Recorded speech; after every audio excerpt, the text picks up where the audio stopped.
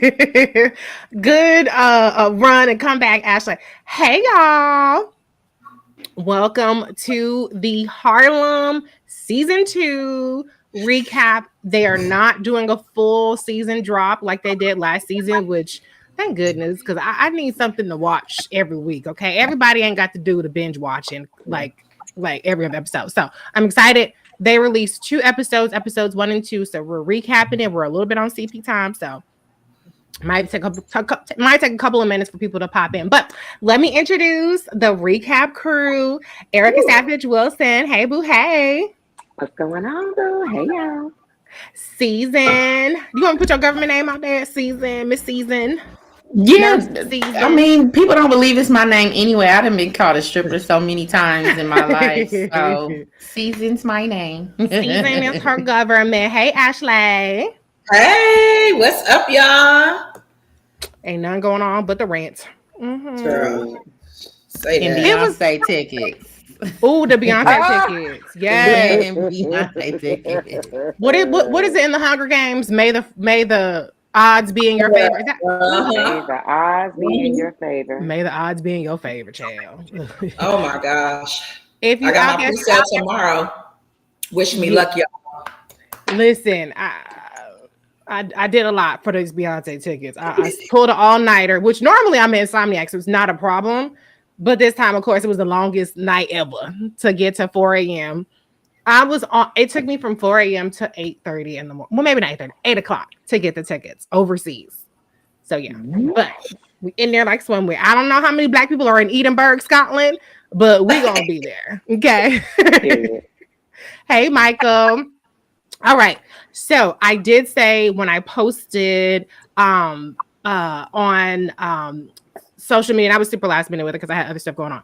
But I did say I had some breaking Reese Cobra Show news, and the breaking news is Harlem related.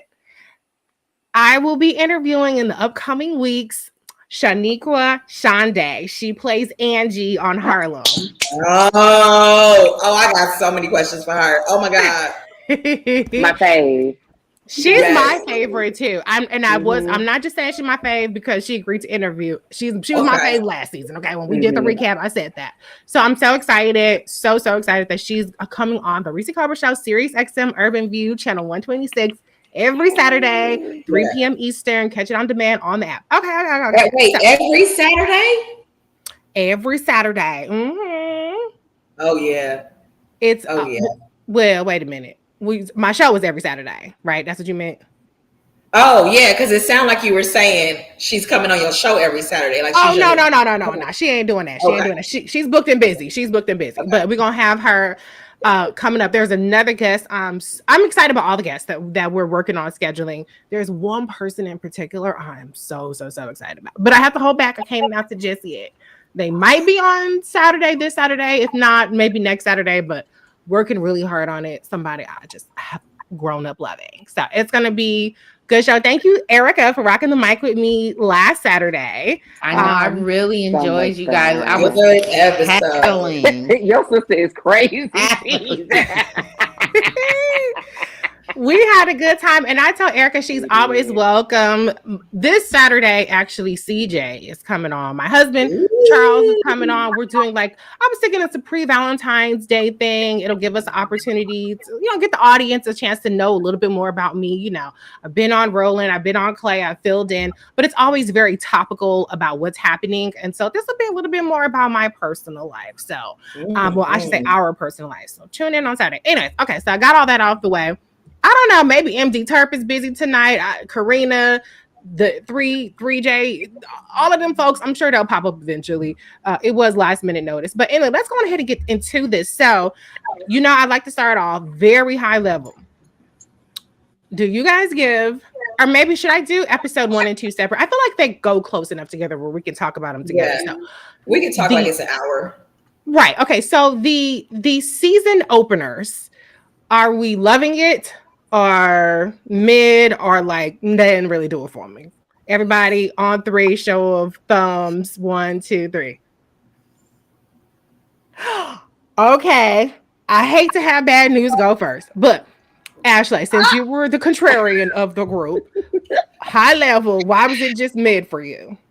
I just feel like I didn't get what they were trying to give with it. Like, are you trying to be the Black Sex in the City?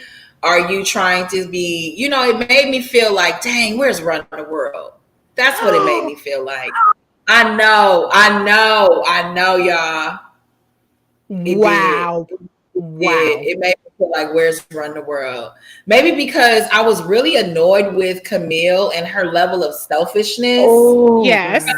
So I feel like Angie was a little bit better for me this season. Mm-hmm. But then when I got to, what is her name? She Quinn. is, Kitty. What was her name off of what's name? Yeah. You're talking about Grace Byers. Yeah. I love her. I love Grace Byers. Yes. Her character just seemed, it didn't flow for me. Like, are you playing a dingy girl? A dingy, naive rich girl, and then I'm trying not to compare them to Sex in the City, but then I think she's the Charlotte of the group, right? Like, she's the one that isn't as, she's not as open. She's a little bit more conservative, but she's trying to be open. So it was like, it's just not. It was good. I love the costumes. I think the impeccable. Yes. Impeccable. Every single one of them looked fabulous. I mean, and their acting was good, but it just didn't do it for me. I would probably do it for you. But okay, correct me if I'm wrong. Like, you did the Harlem season 1 recap, right? Did I miss that, or did? Okay. Yeah. So I felt like it picked up where it left off. So I'm a little surprised to hear you kind of like almost like this is the first time seeing it. But it was stuff that annoyed me. Like, why was she at Whoopi House so much? Right. Okay. We're gonna get into the plots. Erica, okay, high level. What did you think about the season opener? I hear what Ashley's saying. I took out Black excellence, like having to look a certain way and just let them be, because there are people like Camille, overthinkers. There are folks like a Quinn. Like, there are those people out there. So for me, I was constantly talking to myself because I watched Sex and the City, watched both of the movies, and I was saying, Erica, let that rest. Yes. Let these Black girls just be. And so when I took that out of the equation, I enjoyed it. And I actually watched it a few times so that I could go, I know hoes like this. So yeah, exactly. I'm with you because there was like a millisecond where I was like, okay, so she's like the Black Kim Cattrall. I was like, no, don't do that. Do not do that. Okay. This show stands on its own. Yeah. I know that Sex and the City is iconic. I don't know how iconic Sex and the City would be like at our age right now with our level of consciousness. And I'm not trying to say that, woke, whatever. But back then it was like everything. It was iconic. You know what I'm saying? Yeah. It's super white. Right now it would probably be too white for me to love it as much as I did back then. I wasn't really thinking about representation in that same way because we didn't have, like, Girlfriends was the first Black girl show like that. Actually it was Living Single, but you know what I'm saying? Like it wasn't as big of a consciousness, at least for me. I won't say speak for everybody, but I think this show stands completely on its own. And as hard as it is to not on occasion make comparisons, I think it's in its own lane. Season, your overall thoughts? So I must be in the minority because I haven't thought about Sex in the City at all while watching this. Really? Just like those characters are so archaic to me now. And then, hearing about the beef on the scene, it's just like, I don't think about Sex in the City no more like that. But even in comparison to Harlem, I just look at them as two totally different friend groups. Right. And Run the World. Run the World. So even like in my own life, I have two totally different sets of groups that I'm in both. And I could see, but either way, I feel like it picked up where it left off. In terms of the characters, there's definitely like, they're definitely the same. I remembered why I didn't like this character or that character got on my nerves. But I feel like, even just a little bit, I feel like they packed a lot into those first 2 episodes. Yeah, they And it's did cool. actually. So it's like if the pacing stays on point, you know, and they keep introducing hilarious characters, because the characters that they introduced, even if they were only in a few scenes, they're really doing a good job with like telling stories within stories. So Well, okay, like who? Like what character specifically? Mr. Real Estate. Girl. Oh my God. Marcus. Yeah. Okay. Yeah. That was so Real Estate Marcus. with the bomb house. Yes. The roommate situation. Like, y'all know I was on Angie Head last season, but this season, these 2 episodes, she gave, baby. And I'm just Period. like, bitch, it's crazy. She Or, is. you know, even the way they rushed Quinn's first boo up out of there was like, damn, okay, well, what's next? You know, so I kind of the way they are doing it, I'm like, okay, what's next? Like, what could they possibly do next with these people? Yeah, I think you're so right about that. You know, it was funny because Run the World came out first, right? We're talking, was it last year? I mean, on all these years run together. So I think, was it 2022? Yeah. Okay, 2022. And I think Run the World, that was a weekly show, right? They didn't do, I mean, because it was on Stars. And I remember first seeing the commercial for Harlem, and I was like, didn't we just do that? We just got that Run the World. Why do we need another Black girlfriend show? And then it came out. I was like, "Oh my God, I love this! This is not Run the World. They're both in New York, but they have completely different vibes. Even though, like Run the World, one of the girls, she's a doctoral student, so there is still that educational aspect there. But for the most part, they're in totally different lanes, and so that's what I love about it. I love that neither show, I think, is trying to hit like the woke checklist. I hate to call it that because white people have really, really, really ruined like the word woke. But let's be honest, sometimes we get sick of the shit too. Sometimes we like, you know what?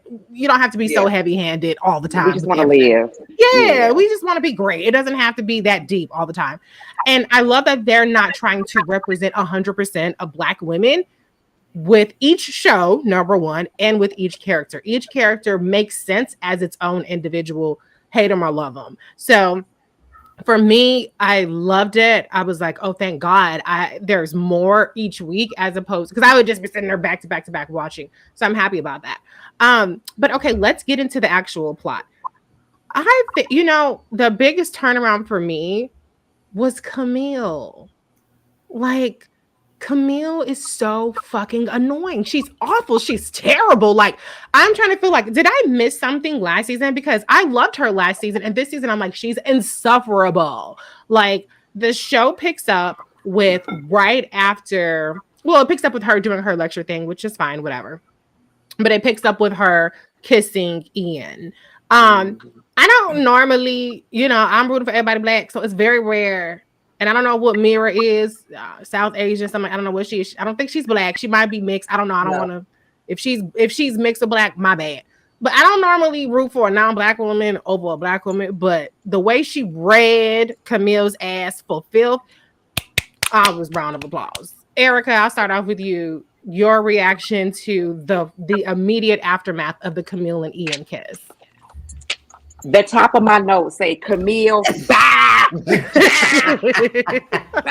Let me go to my book. Hey, Patrice.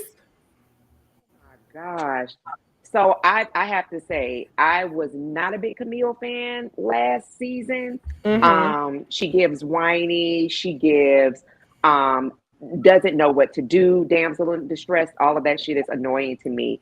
But especially this season, the whole piece around, oh, I'm gonna fix everything. Yeah. And, like, I was like, first of all, own what you did. And that's what Mira told her. Own you are not a victim. You did not fall into his mouth, his teeth, his saliva, his gum tissue. You did that. Yeah. You've been living in a place of regret.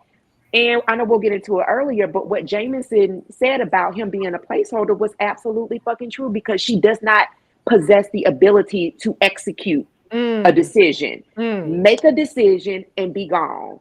Right. I also hated that fake ass running scene. I was like, no, ma'am. So, but that's later. But yeah, so the top of my notes say Camille. Bye.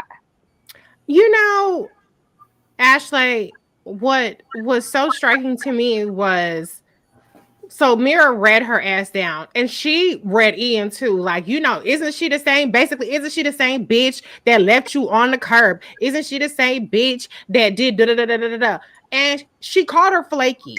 And I'll be goddamn it, 2 seconds after Mira called this bitch flaky ass Camille showed up. What was your reaction to kind of how Camille responded to the whole being read for filth? And I don't know if she had an epiphany on the spot, like, hey, I just homeworked somebody's whole ass like wedding. Like, what was your reaction to that?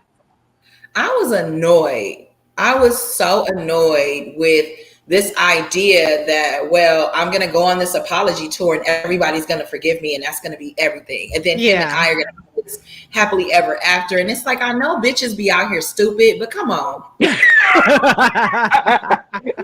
Like, y'all really got this girl looking dumb on this show where it's like she's not even, she breaking people's hearts and she's not taking any accountability. And when Mira read her, I was like, damn, bitch, you can't even punch her because she's absolutely right. Right. And the fact that I really like that the writers had her call her to the carpet, but call her to the carpet through Ian's words. Like, you sitting here making out with this married man, but he over here talking shit about you to me every chance he get. He's saying you A, B, and C, and you sitting here proving that you A, B, and C. So I personally felt like that's what Mira should have done. Yeah, hell yeah. She absolutely should have done that. And then like Camille's reaction it was so annoying. But it's like, damn, do bitches really be out here like this?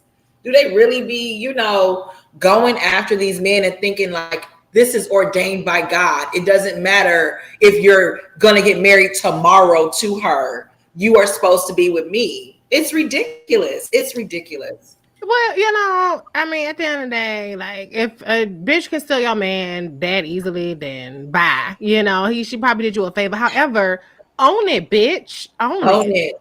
Like, own it. Like the City Girls, I'll take your man, bitch. Right. That'll be my man, and I'll keep mine too. Like, energy. I'm here for that. Like, I'm not rooting for it, but at least you out there, you like, I'm low down, dirty. I don't give a fuck. I can understand that because that's a bitch who owns her shit, for better or worse. But to be like, oh my God, I kissed him, but I didn't think about that I was blowing up a whole wedding. I was blowing up a whole relationship. Like, girl, what do you think was gonna happen? I'm confused. Like, you showed up. Caring. Like, you showed up with your friend who made the girl's wedding dress. Girl, ratchet. So ratchet. I'm just not buying it. It's just, I couldn't even be mad at Ian though. It was so bad on her end that I couldn't even be mad at Ian. You get what I'm saying? My anger was at her. And I'm not saying I'm not mad at Ian. I'm not saying he doesn't have. It just, I couldn't even get to the point of thinking about Ian because I was so frustrated with what Camille was doing. Does that make sense? Yes. However, my thing, what I was surprised by is, and we'll get a little bit more into her and Ian conversation later, how like easy everything was for, aside from of course being read for filth by Mira, Camille was like, to me, I would think, okay, if I'm Ian, right, who also blew up his life for Camille, the way that she reacted in that moment, I would have been like, did I fuck up right now? Because she to me, she was flaky in that moment. She ran off. She was like, oh my God, I can't believe I did this. Like, I'm sorry. If you just done fucked up my wedding, I need to get some ass, something tonight. Like, we need to go pop some champagne. We need to do something. Like, we need to have a passionate reunion. Like who was the girl? The best man. What's her name? Shelly. Yeah. Like, Shelly owned her shit. She was like, I'm coming up in here. Shelby, there we go. Shelby was like, yes, nigga, I'm gonna sit up here. I'm gonna do a fucking lap dance. I'm gonna shake my ass. I'm gonna pop, drop it, lock it, or whatever. And like, you coming home with me. And then he wasn't really going for it exactly. She got cussed out by the fiance and then she went home. But he came to but my whole point was, that was a bitch who owned it. She was like, I don't give a fuck if you're getting married. I'm taking you home with me. And she won. And I'm not advocating for that, but I'm just saying, own it. So, Season, what was your reaction? Like, Ashley just low key gave Ian a pass. But like, what was your reaction to Camille and Ian's conduct in light of this kiss? I'm already checked out of their storyline. Camille That whole season. she's a total fucking narcissist, and she hides that shit behind being the pretty ditzy girl. And it's tired. It's like even in scenes where they're all together, she brings every single comment back to herself. Like, Yeah. you guys help me figure out this mess I just made. I'm kissing men the night before their weddings, and I have this one in my phone, and oh my god, he wants me to, like, it's like, girl, like, she couldn't be no friend of mine, because I'd be like, bitch, can we talk about somebody else who isn't fucking, you got to lie in the bed you made. Now, moving on, like, can we move on to something else? But she's a total fucking narcissist. She's annoying as shit.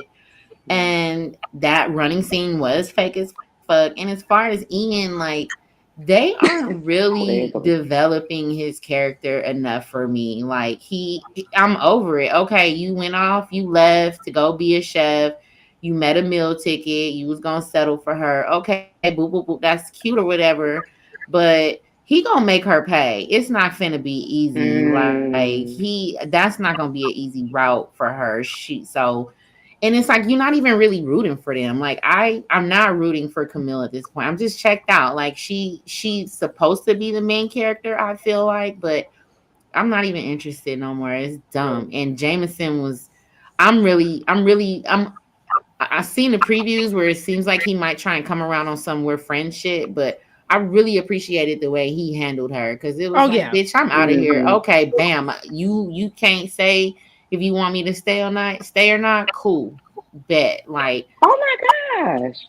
And then and then the other thing was like, and we'll get into it, I know, but like when then he goes back to give her shit, and then she's like, see, to Season's point about the narcissism, she's laying out the terms of what their communication and end of relationship should be like. Like, Camille, you, or Karen, as I call her, she's a total Karen, annoying. Bro. Oh my god! I think that's what was it. She a Karen, and I am not rooting for her to be happy. I'm just like, not. bro. Period. We gonna have to dig, like how, okay, I hate to make a comparison, but how Run the World, they be in therapy. Where are you coming from, Camille? Because you're making very distinct decisions that have very clear consequences. It ain't like you can just do this shit and ride it out and see what happens. Like breaking up a marriage or wedding, or this nigga was finna move and decided not to, but you get low key ghosting him. Like, these decisions, your inability to make a decision has a very clear consequences. So what is the tea? Like, why are you this damn slow and annoying and ditzy? What are you trying to do here? What is your end goal? Do you want a happily ever after, or do you just want the people that don't want you? Yeah. Ooh. You know, I to be fair, this is my take on, and hey Sharon, this is my take on Jameson. She did not tell him to quit his job. That was on him. She did not say, like, oh, if only you, I don't recall, maybe somebody can correct me. I don't recall her saying, well, if only you weren't leaving, then da-da-da. So I feel like he jumped the gun on his own. Now, I'm not saying that, you know, maybe because they had been in a relationship, he was excited, but I think he should have at least said, hey, you know, what would you think if I turned down the job? That should have been a conversation. And then let her be like, well, you know, I don't know if you should do that, you know, whatever. So I can't exactly blame her for him turning down the job. And I'm sure he called it, got it right back, whatever. But as far as her and Ian, I just think she was playing dumb about how this will look like. How do you and him being together act? How does that actually come to be? It doesn't come to be like, I don't know if you just wanted him to show up on your doorstep like Love Actually. I don't know that movie. But didn't in one of the movies he showed up with the place cards and shit. I don't know what led up to that, but I don't know if she was expecting him to come to her rather than her going to him. But at either way, it was fucking stupid. Now, what I thought though was interesting, moving on to well, first of all, she got off way too easy with the family. But I did love Bevy Smith's character, who kind of gave her a hard time. I thought that was fucking hilarious. Like the homewrecker is here, and she talked about she bought the dress or whatever. Da da da. But I was surprised. Okay, so if we move on to the lunch, right? You had all the girls together. I feel like they gave Ty a harder time about what her husband said, like, oh, you know, you're all you care about is money and you don't care about people. Like, I felt like their reaction was shadier to that than it was to Camille, like blowing up somebody's whole ass wedding. Right. And that's why I really ain't giving Mira all this credit. For me, it would have been more powerful if it came from one of her friends, from someone who actually knows her. Like Mira, of course she gonna be upset. Of course she's gonna react like that. But her friends need to tell her what's going on. Like her friends, they're all very clearly very wrapped up in themselves and what's going on.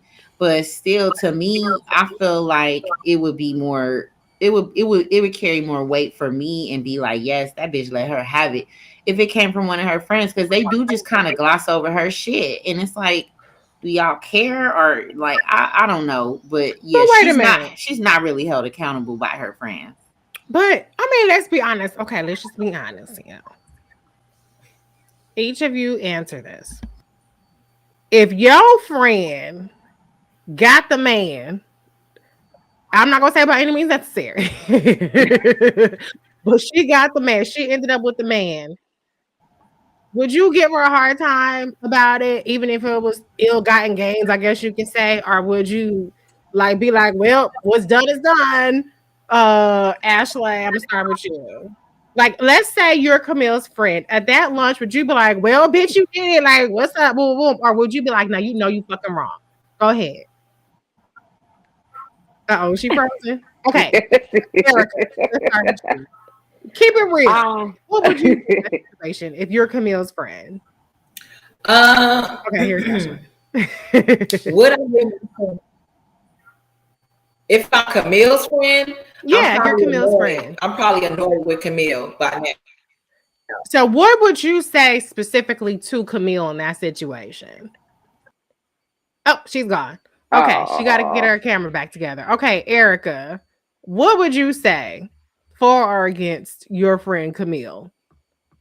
So here's the thing. So to have someone like that in the friend group, whatever their decisions that they made, I am not here to coddle around what comes out of that. And so, even, holding a friend down, like, damn, that was some fucked up shit. However, I am not going to, oh gosh, I can't believe he did X, Y, and Z. I'm like, but that is the shit that you soberly signed up for. Mm-hmm. So that's me in that relationship. The coddle Karen that they do around Camille, very much so on display. I feel like they definitely give Angie a much, much harder time.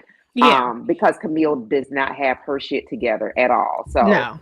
But real life, a friend like that, I'm here as a friend.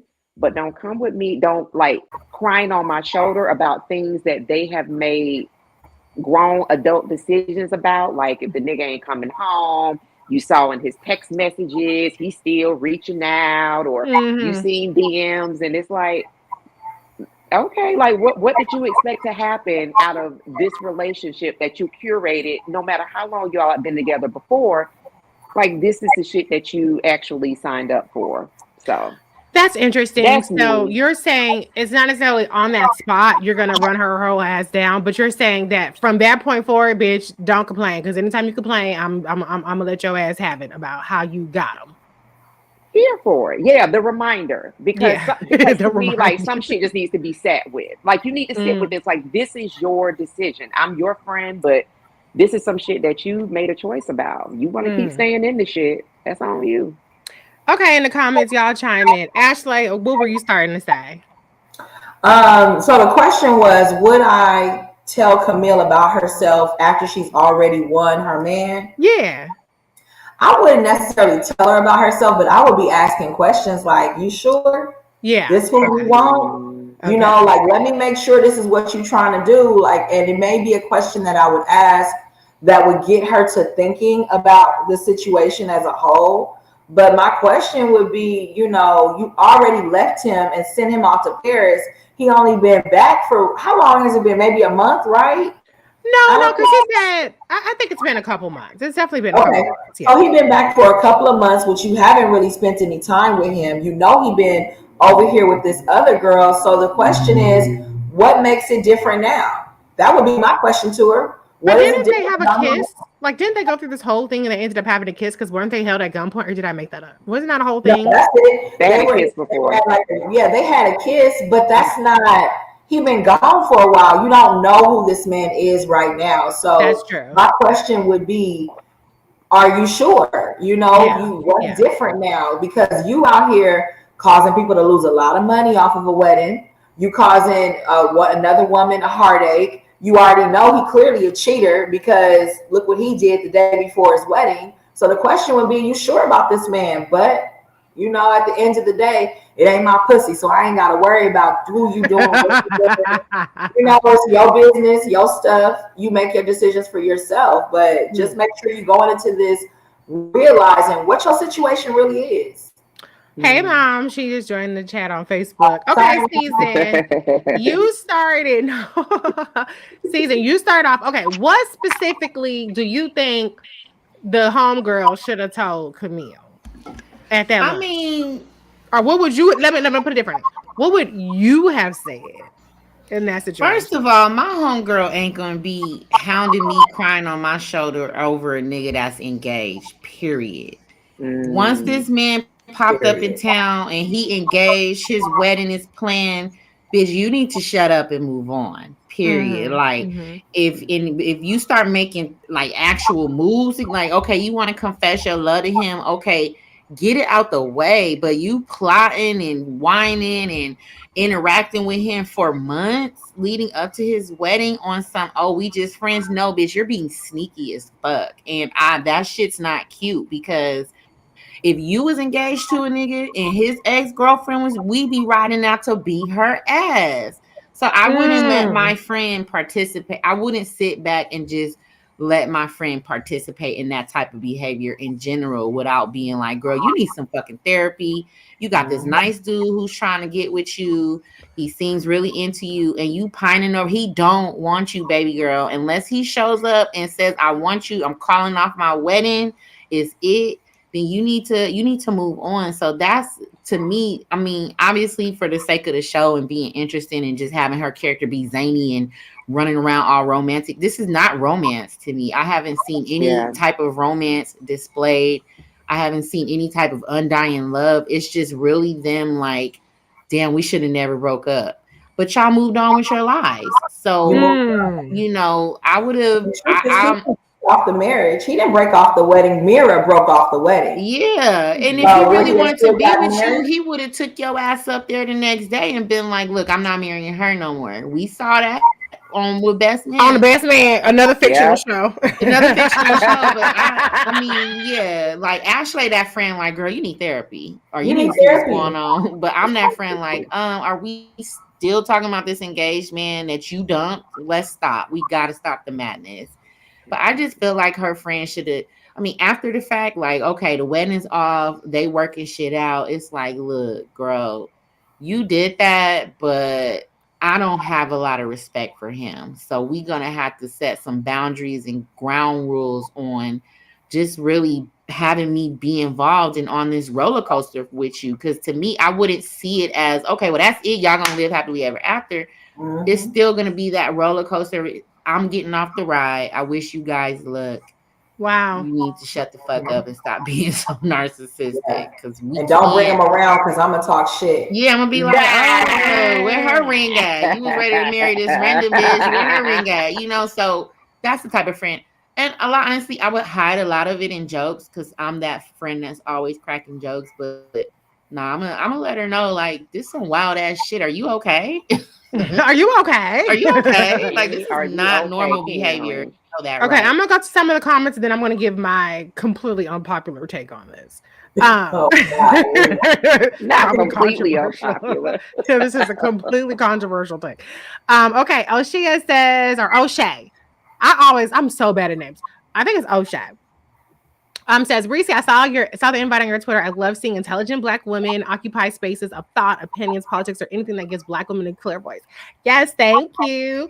Sharon says our friendship might end because I'd have to pull her. I would have pulled her coattails way before now. Yeah. Fair point. Camille says Mocha says Camille gets on my nerves. She's too flaky to be making all that money. Mm-hmm. And Camille is desperation and codependency. Okay, so here's my completely different take from you guys. I'm speaking as a friend of Camille's. Okay, let me say as a friend of Mira's first. Maybe that'll soften the blow of what I'm going to say about Camille. As a friend of Mira, I would be like, fuck that bitch. Where we going? We're going to beat her ass. Like, let's go buy a ski mask. Let's go get, whatever. We going to wreck this bitch. Watch. Like, okay, let's go slander her on all over social media. Like, what we going to do? What we going to do? What we going to do? This bitch got to pay. As a friend of Mira's, that would be my energy. However, as a friend of Camille's, I'm like, cheers, bitch. Congratulations. You got the man. Like, you got it back. Like, hey, like, I would say own it, bitch. I would be like, don't fucking sit up here in my face, playing in my face. Like, oh, I don't know. How did this happen? Or no, bitch, you got the man. Own it. Live with it. Be great with it. Go get your life. You know what I'm saying? And live happily ever after. That would be my energy. I would just be like, cheers, bitch. Like, what's up? Why are we sitting up here acting all like, oh my God, I'm so sorry. You're not sorry. You're not sorry. You don't, and I wouldn't even be buying it. I would just say, let's celebrate that you got your man back. And sucks to be her. I'm sure her friends are giving her the moral support that she needs right now. But as your friend, I'm like, fuck it. But I think chose you, and that's for me is she's acting more like a victim. And that's not the problem. That's it. Yeah. If you like, you know what, bitch, I had to go get my man. I couldn't sit back and watch him marry that girl. That's my man. Then I'd be like, you know what? I respect congratulations. But she acting like a victim. Like, it wasn't my fault. I didn't know it would happen like this. And oh my God, what did I do? I got to go apologize. But, she's acting dumb about this shit. Like, what are you doing? You did this. You were consistent like about she it. fell into that man's mouth. You knew what you were doing. It was the second time. And you knew where you were. And you knew everything that was on the line for your homegirl, Quinn. Like, girl, get the fuck out of here. And that's where I would have, this is horrible, this is toxic of me, but I'm just a pragmatist. I'm pragmatic, and I'm like, what's done is done, and shit, bitch, might as well make the best of it. That's the kind of energy that I have. So I would have hyped her up. I would have been like, hey, bitch, own it. Like, that's what's up. Okay, what's next? Like, what the fuck? Like, are we buying bridesmaids dresses? Like, I would have just been here for like fuck it. Like, it is what it is. What you gonna do now? You know what I'm saying? Like, I didn't want to start into chaos. Bitch, yes, you did. And that it is what it is. So get over it. Like, let's not sit up here and act like Season said you're the victim. Like, like you all said, you're not a victim. This is what you chose. Own it. That would have been my energy. I would not have tried to make her feel bad because at the end of the day, he's a grown ass man too. Point blank in the period. Patrice says he didn't want Mira. If it wasn't Camille, it would have been someone else. He wasn't fully invested, especially when he said he knew 6 months before buy-in. Okay, exactly. She got her man back, but he could easily be taken. But maybe they're meant for each other. Camille and Ian are both like, yes. I mean, I would sleep with one eye open. Not one eye open. But let me just say about Ian, I don't like his attire. I'm so tired of him I don't like men that wear clothes like real tight like that. He just he doesn't seem like he's the sharpest pencil in the pencil box to me. Ian gives me lethargic, needed a little extra time, some tutoring energy. So I don't. Yeah, that's me. I don't think he's that bright. So I'm not a big. It don't take a PhD to scramble some eggs. He did go to culinary school in Paris, y'all. Give him a little bit of credit. No, I'm just saying. To me, Ian is not somebody I would be attracted to because I don't like a man like wearing super tight shirts like that and sweaters, and his mama has to still tell him, or he listens to his mom still for guidance. Very much so dependent on mom. And because remember when he talked about Mira's mama cussing out his mama, blah blah blah, and they sitting up there doing that. I'm like, I'm a whole grown man and I can't speak for myself. I was like, yeah, because you give slow energy, babe. So yeah, no shade to culinary school. That's science, that's math, like that is whole like right meets left brain. But Ian gives me slow energy. He definitely gives me mama's boy. I am going to have a woman who is a leader and aggressive and kind of takes over for me while I do this chef thing and try and become successful. But like he don't give me like strong. But they knew what they was doing casting Tyler Lepley because he popular right now. But yeah, he don't give me like. He don't give me masculine vibes for some reason. What? Oh my gosh, this is so shocking to me. I'm with Season. Mm-hmm. See, yeah, I feel like he gives more masculine and more like alpha male energy as opposed to what his character demands. No. That's my reading. An alpha male would not be dragged the night before a wedding to a bitch he didn't want to be with. That's not an alpha male. That is beta male energy. That is, I need someone who I can attach to that's gonna make my life simple because I can't do shit on my own. He gets beta male all day. His character does. He's even moving into his mama's house. He ain't even securing his own residence for his wife. And he was not going, he would have married Mira if Camille did not come there. If Mira didn't break up and say, he was still cool. Think about it. Mira came down the stairs and she pretended like she didn't see it. Yeah. Mm-hmm. And what did he do? Him and Camille tried to make up some excuse. And it wasn't like he was saying, hey, Mira, I'm breaking news, bitch. An alpha male would have turned around and been like, you know what? I didn't want to do this. And this was my reasons why I was going to go through with it, but I ain't doing it. Not today, not tomorrow. Maybe they should have showed that scene where he broke up with her, but no, he beta man. He not it for me personally. He not. No, I think so. Maybe for me, I'm just having a hard time separate Tyler Lepley because I don't think that Tyler Lepley himself, his energy matches beta male energy. Like to me, his aesthetics, his demeanor, everything, even his voice, his delivery doesn't give beta male to me. Like his character gives that, but I just think he himself doesn't get it. But I understand what y'all saying. Let me go to some of the comments here. Camille Mocha says, what was that? P-Valley, we get that alpha energy at P-Valley. Exactly. Yeah. Yes. What was it? 8 pounds of pressure or is it 7 pounds? Yeah. Whatever the fuck it was. Yeah. Okay. Mocha says Camille will never be satisfied. She will revisit the past over and over. Could she leave Dr. Whoopi alone? In Jesus' name, please leave. I was ready for Dr. Pruitt. Dr. Pruitt. Okay, let's see. Sharon says, yeah, that passive aggressive pinky in the dimple. What did I do? BS. You snatched a man, heifer. Exactly. Brown and Pretty says, I feel like Camille did Mira a favor. He wasn't all in for Mira. Yeah. Exactly. Let's just be honest. He didn't want Mira like that. She offered him some clout. That is true. Patrice says, yes, Eon gives off a dusty look and needy. He's codependent on women. I totally agree. Say that. Okay. And then Brown and Pretty says, Camille just wanted to see if she had the power to break him up, but Camille doesn't know what she wants. Ooh. Okay. We've spent a lot of time on Camille. We'll wrap up Camille, but I do want to say I did find Angie's comment. Like, I agree with her, then I disagree with her. Later, but I agree with her initially when she said, is my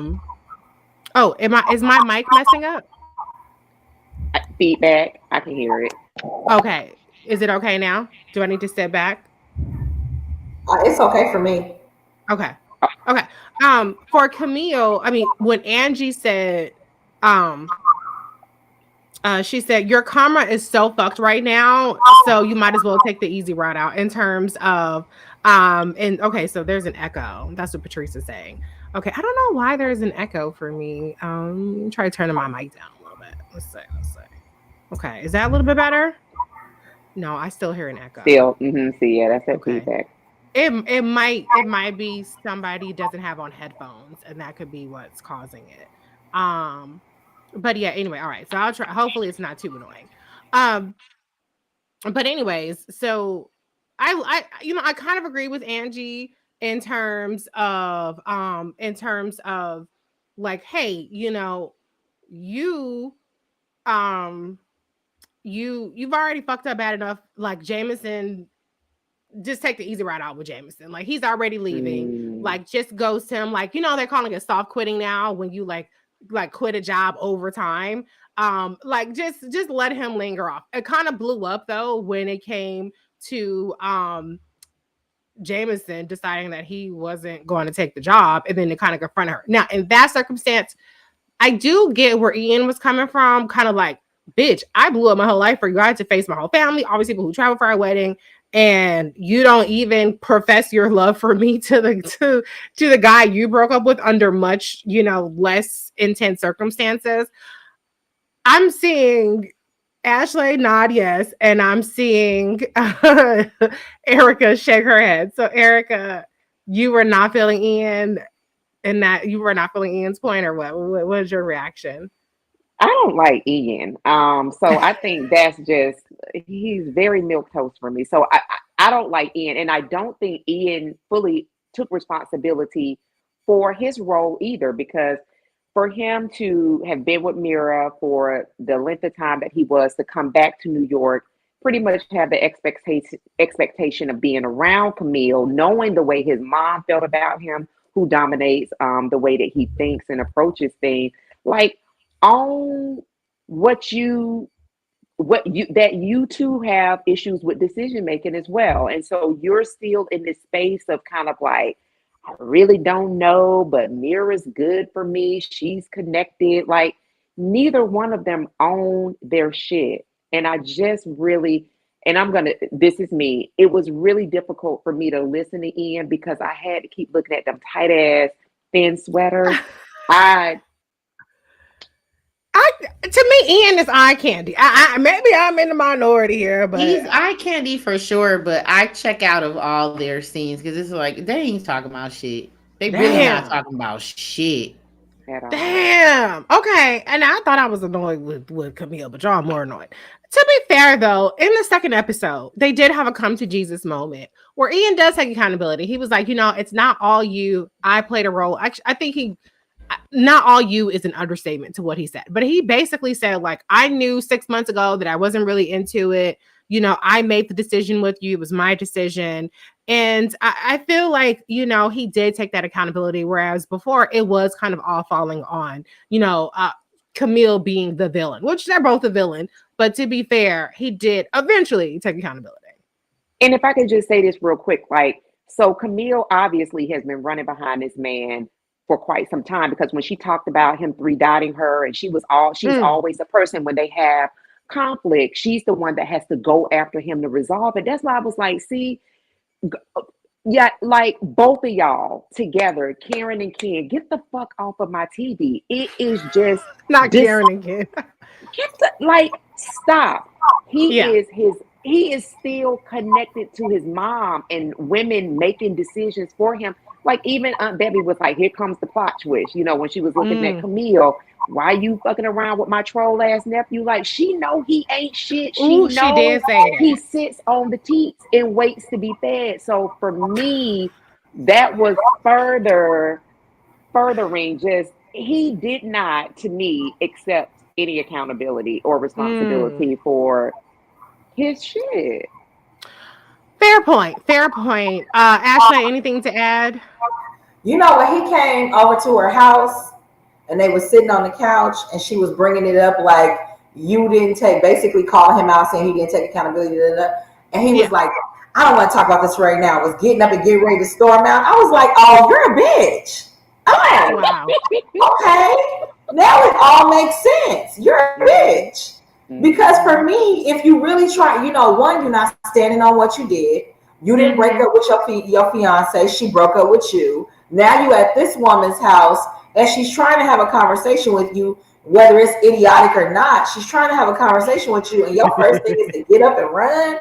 Yeah. Oh, you're weak as fuck. That's what I thought. That's what I thought. So by the time we got to the end of the episode, it was like, oh, okay. Neither one of y'all hoes is about to be a good storyline. It's just gonna be whack. It's gonna be whack. Okay, well, I guess I'm in the minority here. It's cute to look at, but it's really on some like, just get on screen and shut up because your character is weak as fuck. I just want to see you smile. Well, they have great chemistry. I think they are, whatever. I like Jameson better. I liked her with Jameson better. I did like Jameson. Yeah. I really like Jameson. Poor Jameson. Communicator. Yeah, he was sincere. But my whole thing kind of is like, what's done is done. So here we go.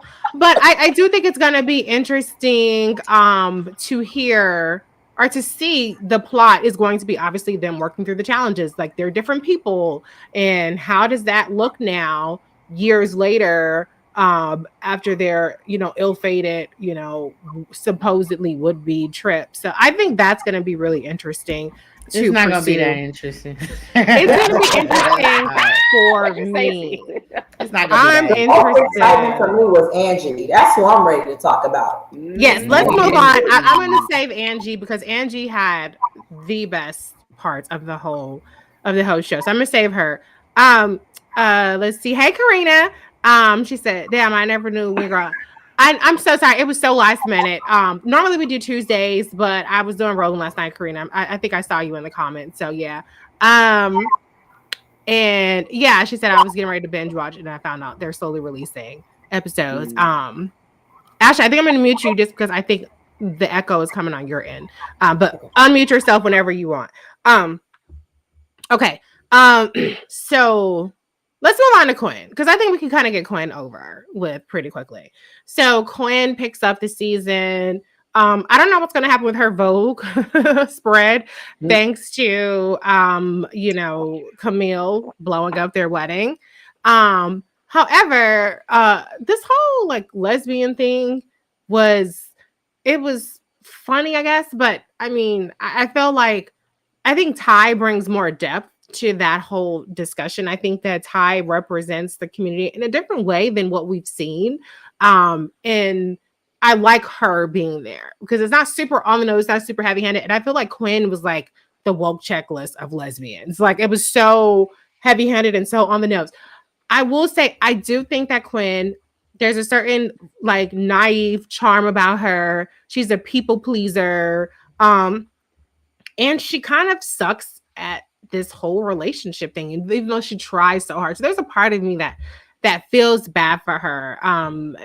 She's clueless, she's a little weird, but she really wants to find love. So she's kind of exploring what's going to happen with what's the girl's name? The politician. I don't know if I wrote her name down. Isabella. So I thought it was funny. Like it had a lot of comedic moments, but I will tell you, I was so heartbroken for her when they ended up, we're going to talk about more of her plot, but when she ended up on the couch kind of crying into Angie's lap, like, is nobody going to love me? Like, why can't anybody love me? I felt so bad for her because, when you get rejected, you try so hard. Now she's like, I'm getting rejected by men and women. That's got to hurt. And it's just like, damn, like, it's hard to not take it personal. Like when you keep having failed situation after failed situation season. Kind of your thoughts on Quinn's arc this season opener.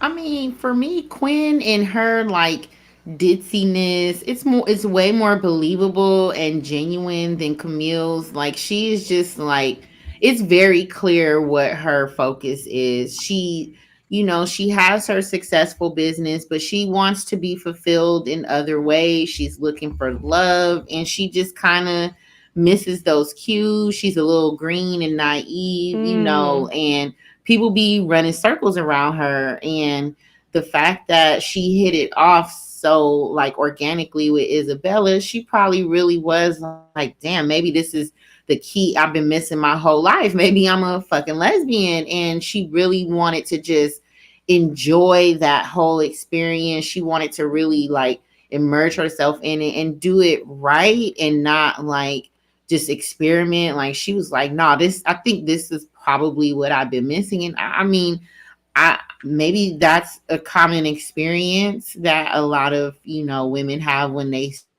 start diving into that, being, you know, dealing with women or whatever. But I felt bad for her, but I think she was just overly excited. And you know, I've seen it happen with when, you know, my friends first meet a guy and then you ask about him 2 weeks later and they like, girl, fuck him, you know. So it was just like, I felt bad for her. But I do think her character is just genuine, and she's just gonna have to really luck up on a nice guy.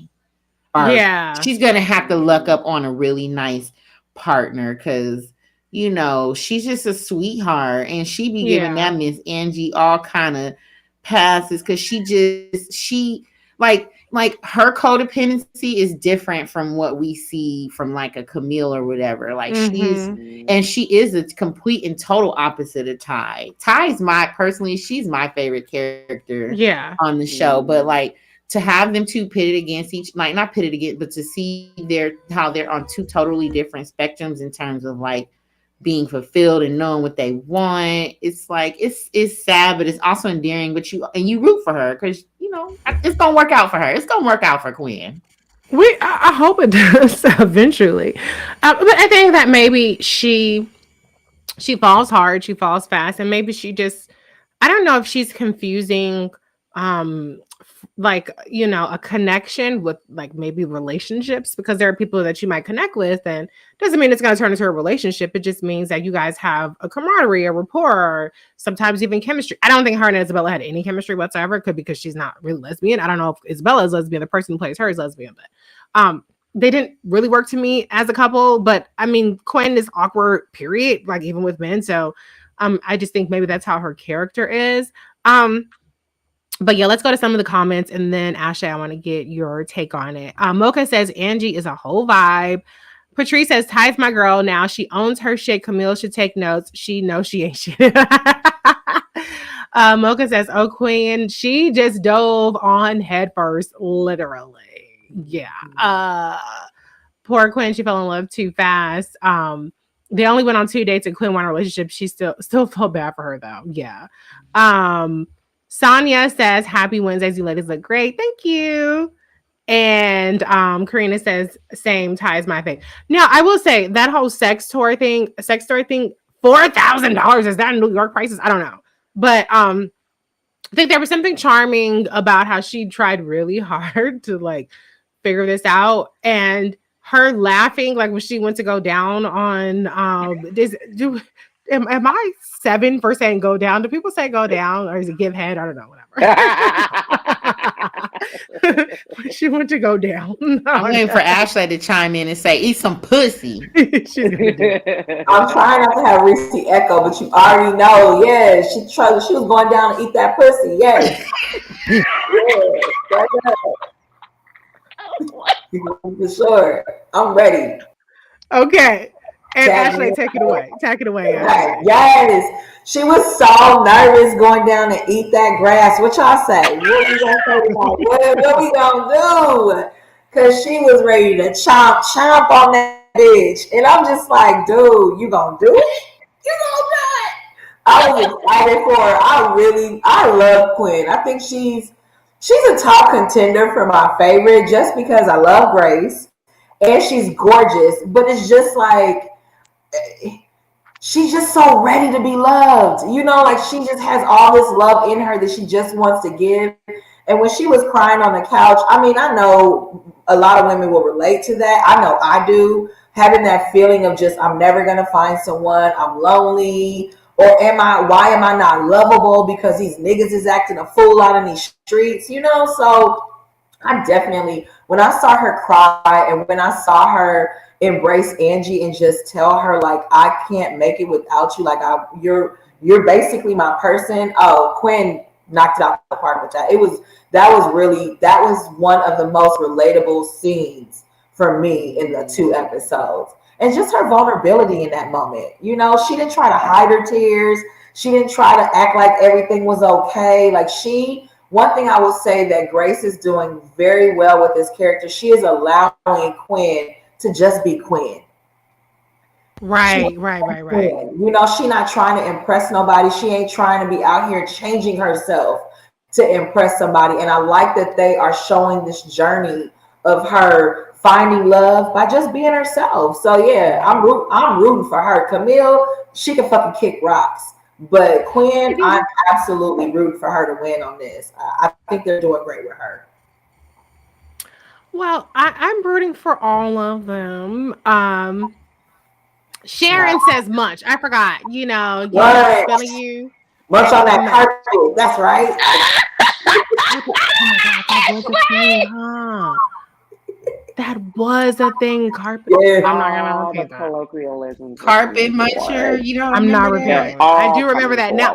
Because you know when I Spice said, you know, she has a song Munch, and like, but I forgot about the carpet munching. We are so fucking old, bitch. We are old. They're nigga. reinventing. We're so old. Like they're saying shit we used to say, remixing it, and it's like, oh yeah, that was the thing that people used to say. Okay, Erica, your so that's what take. Ice Spice mean? Like he only good for eating pussy? Yeah, you thought I was feeling you? A munch. Some eat it for lunch. I don't know. It's only like 3 words of the song. Yeah, the song about eating pussy, girl. Yeah, I like that song. Michelle all the time. Michelle G says Quinn had 8 orgasms as an excuse. Ian isn't giving Camille 8. I don't know. Ian and Camille had great chemistry. That episode that was about them, I was like, okay. But I'm in the minority. I'm in the minority here. Okay. 8 Erica, orgasms you thinking you in love. 8 orgasms? I love you. She said she stopped counting after 8. I'm in love. I love Quinn. Quinn is affable. She gives me debutante, Jack and Jill, yes, has been to Tea Society. Like that is who she is. And so I agree that the vulnerability that she's bringing is so endearing because anybody that like watches The Bachelorette as faithful as Quinn does is definitely in that hopeful love. Yeah. Oh my gosh, Disney prince. I'm the princess. He's going to awaken me. But I love like how, so a couple of things. So the Isabella, the politician, I was like, you know, I already knew that was not going to work. Having been in that space, you well know, Reese, politicians are, one of their inherent traits is selfish. You have to be absolutely selfish to be a politician. So I was like, okay, this shit is not going to work because Grace is about her campaign. They live to campaign. They live to be in front of people. They thrive in that space. So I was like, this is not going to be a relationship. She is definitely going to give her kind of what she needs at the moment, but it's not going to be long term. However, I do love like all of the effort that she put forward with the date, flying in, Top Chef. Having that. Yeah, like all of that. So to give out that kind of energy, I feel like she has a bounty coming for her. Somebody is going to find her, whomever that person is, and give her the love that she so willingly gives. Like Angie, I mean, like how many people, this is not your sister, this is not your cousin, like this is your girl. Like sis ain't paying rent, any of that. But you on her luxurious couch eating spicy Funyuns. First of all, Funyuns stink. Okay. They might be good, but they stink. And then you put the spicy on them. Angie is just, I don't see no paper towels. You know, I be sitting around like, oh shit. You're the couch you licking your fingers. I am that. Like, damn, like what? So that kind of thing. So she gives so much. I feel like her return is going to be met and met well. And I really hope that they give us that however many seasons that this goes forward, because she is that person. And she's not looking, so to speak, for something tangible in return. She just really wants love. So I love That's Quinn for true. that. That's so true. Okay, let's go to some of the comments. Karina says, yeah, I finally accepted I may remain single and childless. Otherwise, I would go crazy, hoping and wishing. So I felt Quinn in that moment. Karina, the struggle Girl, go is have you a real. baby. She's like, these just go have a niggas. baby. Just have your own baby by yourself. Go have you a baby. You know, I can say my motto was always this: I only need one. Like, fuck the statistics about 50% this, will have many percent that. Da, da, da, da. I just need one that works for me, and I got it. And all of us have it. All of us have partners, and so our statistics are 100% on this thing. There's nobody that would ever tell you that Black women have 100% statistic of having a partner.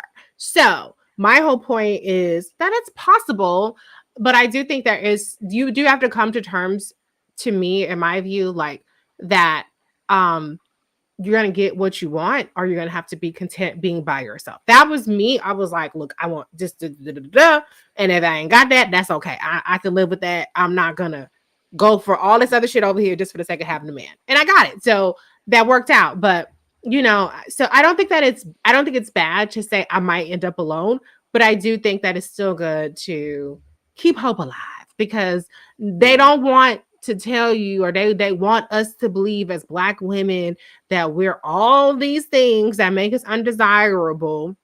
Meanwhile, everybody trying to beat us, and that we ain't got no hope. Okay. So, and I'm not buying it. I'm not saying that's what you were saying, but I'm just saying. So yes, Karina, but I think we all have been where Quinn has been, and we can all relate to, like, why not me? Like, what am I doing? Am I doing something wrong? I deserve yada yada yada. And it's sad and it's tragic. And then our friends like pick us up and make us feel better and be like, fuck that motherfucker. No, it ain't you. These motherfuckers don't deserve you. They don't know that you boom. Kind of like how Angie gave her the pep talk in that moment. So yes. Anyways, Sharon says, I agree, Reese, and Aaron also agrees. Okay. Season, you get the last word on Quinn. I feel like you haven't had a word on her. So go ahead. Let's No, talk. I did speak on Quinn and how I think she's genuine. You're right. I thought you did, but okay. All right. So let's move on to Ty. So Ty, the thing that really disappointed me, and not like as in like the show disappointed me, but like Ty was so confident. So, I mean, she had her issues last season, but I like that she came in there. She's lesbian. She is a badass. She owns it. She's powerful. She's sexual. She's all these things. And then what really disappointed me is how this one man, not granted it's her husband, but this one man who hasn't seen her in, let's say, 10 years, makes one comment about her and she's like doubting herself. I fucking hate that for her. And so these 2 episodes, she kind of goes through the motions of kind of interrogating that notion that like she's selfish and now she cares about his money and she doesn't care about relationships, which to me is demonstrably false. Like, she's a great friend to her friends. She shows up for them. She's present for them. But I hate that he made her feel so unsure about herself. Although her kind of journey to like coming to terms with it was very entertaining. And I love that. I love that ultimately she still stayed true to herself throughout that whole process of what she's capable of and what she's not capable of. But just that there's a part of me that's like, because it was a man that kind of took down the confidence of this really powerful, like alpha female woman so easily, like that bothered me. Ashley, you get the first word on this. Niggas ain't shit. And they don't. The hoes and tricks. Come on. They always got some unnecessary, unsolicited fucking opinion about who you are, what you do, and all of that. So yes, Reese, it was absolutely annoying that this nigga who ain't been around all these motherfucking years could say one sentence and it wrecks her confidence. As well as, that's real though. Like, I felt like it was real. the fact that he knew her for so long, or so at a certain point in her life, it's like, well, your opinion does have some validity because you know me longer than my friends know me now. And even though I have become and evolved into this new person, you still know what to do to push my buttons. So it really, for me, when I saw it, I was like, man, fuck him. At the same time, I'm like, yeah, that shit is real. A man can say one thing about you if it's somebody that's in that certain position or level in your life, and it can cause some question. Now, your question of yourself may not last long, and I'm glad that they didn't harp on what he said for 2 full episodes, and it was all that we talked about. There was nothing else with her story, just this one line from a man. I like that they kind of progressed her story along with that comment. But yeah, it just seemed real to me, and it made me like angry. Like, dude, why you coming at her? Yes, she was wild for what she said to him, true enough. And I feel like what he said was partly him really feeling it and partly him just trying to hurt her, you know. But it just seemed like a real scene. It really seemed like a real scene to me. Yeah, really, really excellent point there. To be fair, like you said, Ashley, I mean, she was offensive to what he was saying. But I think that as a woman who is mature, I think I want to say that might not be the right word, but I think a woman who is most of us, we try to reflect on ourselves. And it's not that we're going to let somebody take us down, but when somebody introduces something about us that we may not have known or thought about ourselves, most of us will try to interrogate that to some degree. Now, I'm the kind of person like, fuck you, you know what I'm talking about. You're projecting, bitch. Get out, go to hell. But at the same time, like coming from somebody that's close to me, if you said, Reese, I am going to interrogate that. I am going to be like for instance, this is a lesser, no, there's a lesser thing, but, and it's not somebody close to me, but I got hate mail because somebody emailed me one time, and I've told the story before. Reese, I hate the way you say women, and I'm gonna pull out my hair every time you say women. I want to scream, and I was like, "Go to hell, bitch! Keep being mad." That's what I said to her. That's literally what I said. I said, "Fuck off! You're gonna have to be mad, bitch. Ain't nothing wrong with the way I said women." That's what I said. That was my initial reaction, right? But then I thought about it, and I was like, "Wait a minute." And I think when I got a second email, it was either the first email or the second email. I think I got a second email on it, or somebody may have tweeted me and be like, "You know, it's women. Reese, I love you, but it's women or whatever." And I was like, "Wait a minute." So then I asked around. I was like, "Do I say woman weird? Like, am I saying it wrong?" I was like, I looked up the phonetic spelling of it, and I was like, "Well, what am I saying? Am I saying it wrong? Like, am I fucking stupid? Have I been saying women wrong all my whole life?" I was like, "How come nobody's told me that? I don't fucking know how to say women." Because I would say woman, you know, and apparently it's women, and I did not know it was it was like we, like women and not women, you know, and this really aggravated people. And fuck people being aggravated. I don't care, but I don't like to be wrong. I don't like to look like a fucking asshole. And so I asked around, and everybody was like, "Well, I just thought that you meant to say it that way." And I was like, "You think I mean to sound like a fucking idiot who doesn't know how to say women?" Like, no, of course I didn't mean it that way. So after asking around and investigating, am I a fucking idiot who doesn't know how to say the word women? I realized, yeah, I'm a fucking idiot. I've been saying it wrong. And I don't know how I got it in my mind that how to say women as women. And I have to work really, really, really hard at saying women. It's almost funny. It's funny now because I'm like, I'm really working hard to say women instead of women. But my whole point is that we do try to interrogate people saying stuff about ourselves that we have never heard, that we don't know. So that part was realistic, I think, you know, but it just stung a little bit that it came from this women, absolutely. Women, am I saying it right? Yeah, you're saying it right. Everybody says it right except for me. We do a great job at self-inventory, right? When somebody mentions something about us, like if somebody was to say something about my hair, I'd be like, "Oh damn, well, let me see.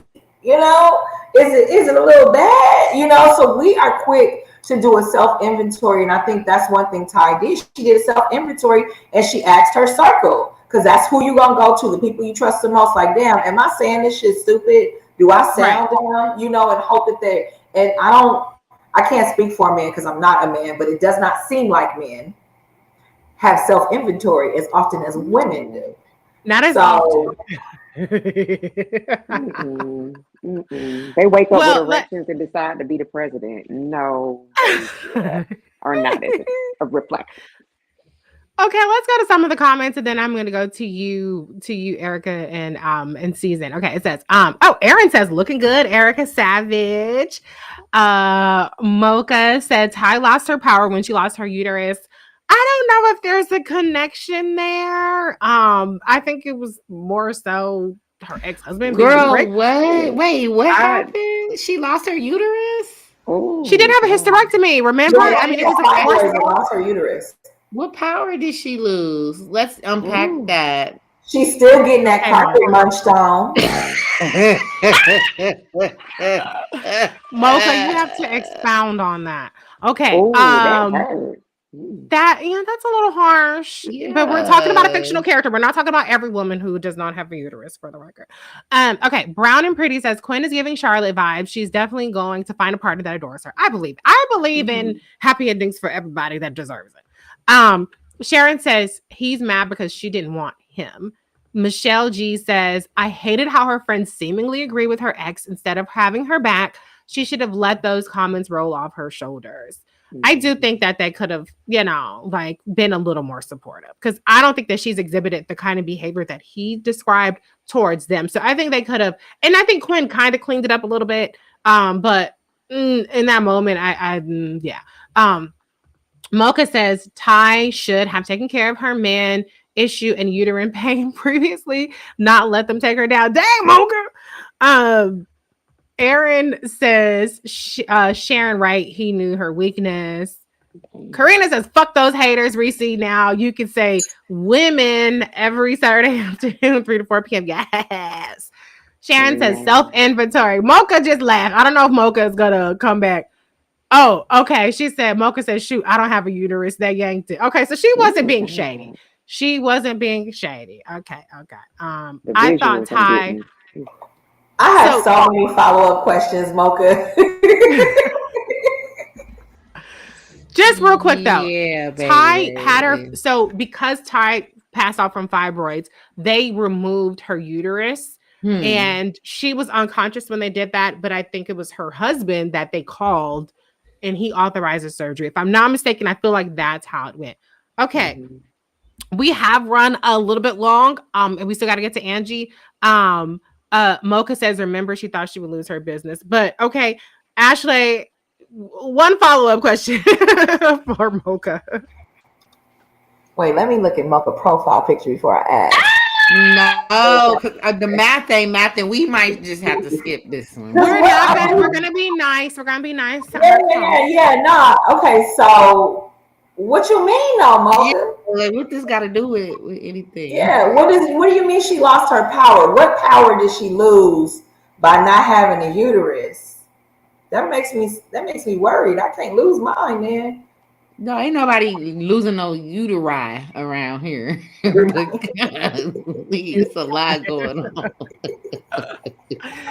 I mean, there are some women who do feel like they've lost something when they, have a hysterectomy. In this case, it was a medically necessary. So, like when they cut Samson hair?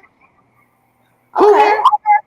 That's because she had Bible study tonight, Reese. I didn't go to Bible study tonight, but like that power, like her uterus was like her. I don't know.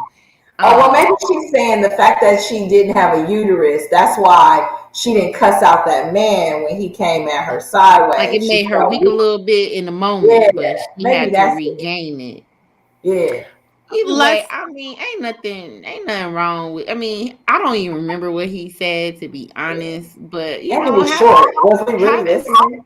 Taking self-inventory every once in a while, like, it just renews your sense of self. So we may not like the messenger, and we may I don't remember what he said to her, but because I know.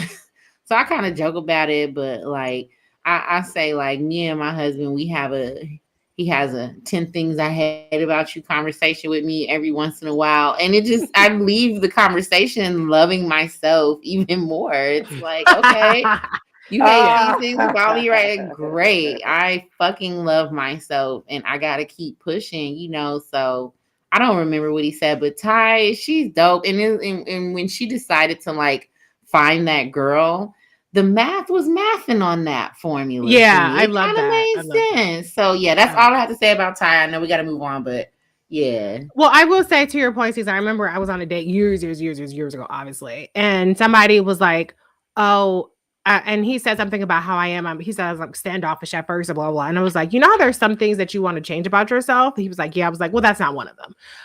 And you know, at the end of the day, like, listen, I have toxic traits, I have scumbag traits, I have deadbeat traits, and you know what?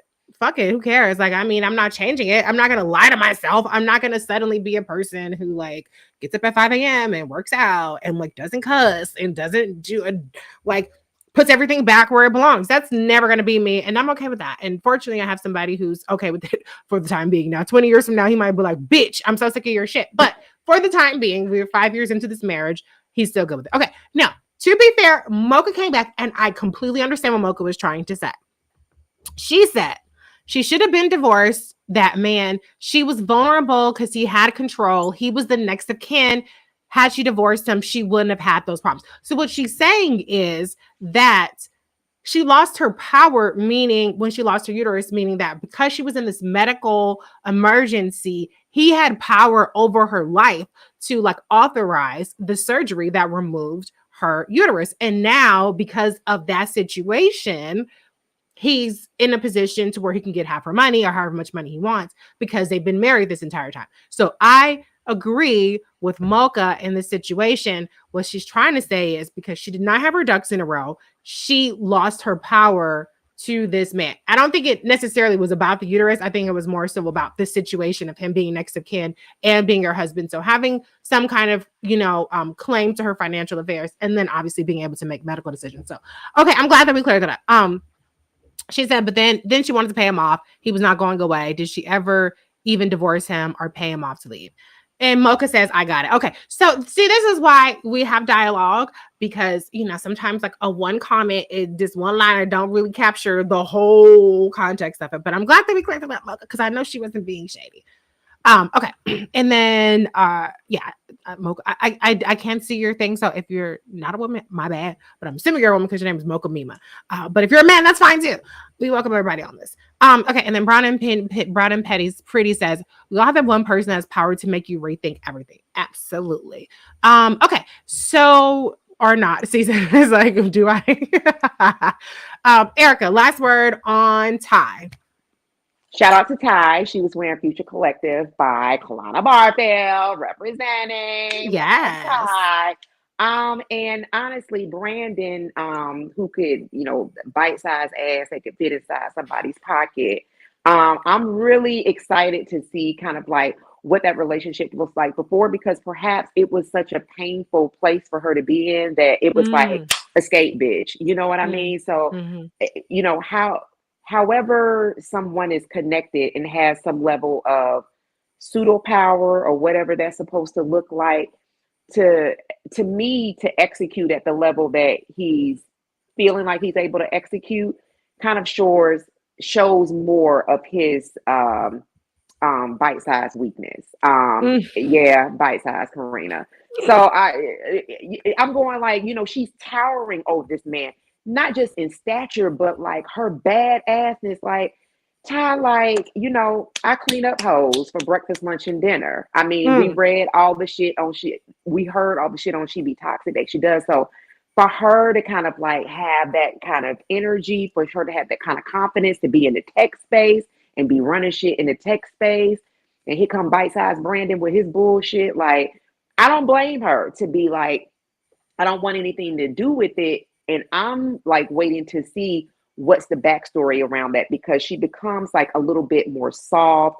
It's almost like there's something there that she really doesn't want to discuss, that she doesn't feel comfortable in communicating, because perhaps she tucked it away and has not yet processed it herself. And so here he is, 3 feet tall, big bag, broke, coming in like, yeah, I know your secrets, oh Sharif ass, the fuck out of here. A little bit of Real Housewives of Potomac. But yeah, like coming in like, I know your shit, and like folks like that, you just have to get the machete, be ready, and just cut the head. Cut the head. Like, do what the fuck you need to do. So I'm cheering for Ty. And I hope she buries Bite Size Brandon. Literally. No, I don't know if that's gonna happen, or maybe she'll have to. I hate to say this because I hate to say this, but like when it comes to money, I will humble myself. If it comes to like saving some coin, like if you trying to sue my ass, I will be very apologetic to save some coin. Okay. But anyway, okay. So Mocha, but she might have to come a little more apologetic to Brandon because it sounds like it's an ego thing more so than a money thing, but. We'll see. But fuck Brandon. They did go into the backstory a little bit. Like they did some flashbacks, but they didn't really. I don't know if they're going to revisit that in a more in-depth way. So Mocha Mima says, I'm a 58-year-old grandmother. I follow you and Erica on all platforms. I'm a Bring the Funk member from day one. Y'all brought the fire last night. I mean, we got like 3 words in, but thank you, Mocha. I mean... We barely talked, but Erica's ad-libs and her face. Erica, did you catch how there was I'm gonna send you the screenshot if you haven't seen it, but there was a clip where Roland is going back and forth and you're like it literally catches you doing this. Shut up. Just like that. Not the picture, but it's like a whole ass clip. It's the whole frame is you like. I was like, Erica, I'm gonna send it to you right fucking now. It was hysterical. I actually do kind of hate that picture was posted of us like looking like complete bitches. She deserved it, but like honestly, I was not okay. So quick backstory, quick detour. So we were on Roland's State of the Union coverage last night. He had a Republican woman on there. I didn't know she was Republican, so it was funny when she was like, "Oh, I'm the elephant in the room." No, she was black. She was black. She was a black Republican. So when she said, "I'm the elephant in the room," I was like, "What is the elephant about? What? I don't even. Who is she? Like, we weren't sitting here thinking about her like that." But I guess that's her little catchphrase. And so anyway, so she was talking about being so-called pro-life, whatever, and Roland was giving her the business. You know what I'm saying? Like, it was intense. I was more so like, okay, let's move on. Like, we've been up here since 7:30. Like, it's 11 o'clock at night. Like, when are we gonna get to speak? Like, I didn't really give a fuck about what she was talking about. I was just like, can we move on so that we can speak? So that was more so what my facial expression was. But I mean, it was ridiculous. Like, what we were hearing was ridiculous. But yeah, but somebody put it like I was making that face. Somebody said I made the face during Biden's speech. I was eating a sandwich in the kitchen. I was not making that face. During Biden's thing. But anyway, let's see. Aaron says those 3 were great. Erica Savage was looking at Dina like, really? And Mocha said she needed all the smoke and then some. I agree. But my whole thing, and this is just me, and then we're gonna get back to the show. I do appreciate a dialogue. You know, I'm the kind of person I have a bad rap. I think I have an unfair bad rap. Yes, I've made videos cussing people out. Howsoever, everybody that knows me in person, I've been on Roland and Clay for years now. I'm not that girl who's like cutting people off mid-sentence, yelling over people. You know, that's not how I am. Unless you're personally attacking me, I'm not doing it. And if you're just having your opinion, I don't agree with your opinion. Okay, your opinion's fucking stupid, whatever. I will bring it to you after you're done speaking. So for me, I just like let people speak and then you rebut them afterwards. Let me speak and then you can say whatever you want to say afterwards. And that's how I just treat everybody. Just let everybody speak. You know, if you have to interrupt, be like, hey, we're running all time, something like that. Like, just let people speak and then like, okay. Like, if I'm making a good point, don't cut me off to continue making a point I was making. If you want to cut me off, if you don't agree with my point, that's okay too. Like, just let me get it out and then you can talk. But it's not my show. The Reese Colbert Show is on Saturdays and people can speak on the Reese Colbert Show uninterrupted as much as possible unless I got to go to a break. But anyways, all right, enough about that. I'm trying to get that out there. But okay, let's see what else. Where we get. Okay, so we talk about Ty. I will just say just quickly, I love the whole she be toxic thing. I love the whole social media. People can say whatever. I do think I will say I do absolutely think that in real life, if Ty went to their office and made threats, they would have taken the shit down. There's no post that's willing that they are that hard up and pressed about to leave it up that can be considered slanderous. I mean, especially if you're using somebody's name, there's no way they wouldn't have taken that down. They would not risk a lawsuit for that. But for the purpose of the show, I think it was funny. And I thought that her and Zoe, like her seeking out Zoe and catching her being super toxic, I thought that was fucking hilarious. So I love Ty. And Don't Date Him Girl. Y'all remember that website? yeah. Mm-hmm. I found my ex on that. I found a nigga on Don't Date Him Girl too. No, it was about 5 different posts. Yeah. Don't Date Him Girl. Yeah, it's called don'tdatehimgirl.com. Mm-hmm. And it would be disgruntled women on there slamming these dudes. I mean, they putting it all out there. And you can put your name if you want, or you can be anonymous. But it was 5 different girls on there going in, and they put his full name and went in. This is how I met him. This is what we did. This is what he did. Watch out for this. Like, it was, What was the worst thing they said? I found someone on there too. Yeah. Yeah. Oh, one of them said that he had got him pregnant, and like when she called and told him, he was like, well, who the dad? I ain't sending you no money. You a broke bitch. Like, he went off on her. She went and had an abortion, but she was like, don't go after him. He's trash. Yeah. Good for her. Don't do it, girl. don'tdoitgirl.com. I don't know if it's still up, because this was back in like, I want to say like 2010, 20. It was a long time ago. Yeah. It was a long time ago, but that website went viral because women would go in there and call you to the carpet. So when I saw Ty on that website, I'm like, this is real. This is real. Yeah. Good for her. Definitely something that's happened in the past in terms of the Don't Date Him Girl thing.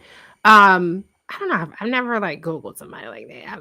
I'm just gonna have to find out the hard way. You know what I'm saying? Google, LinkedIn, baby, I'm a find you. Season is an investigation. Okay, Season, quickly. FBI. What was the worst thing, or what did they say about your ex? You only had one entry, so what did they say about him?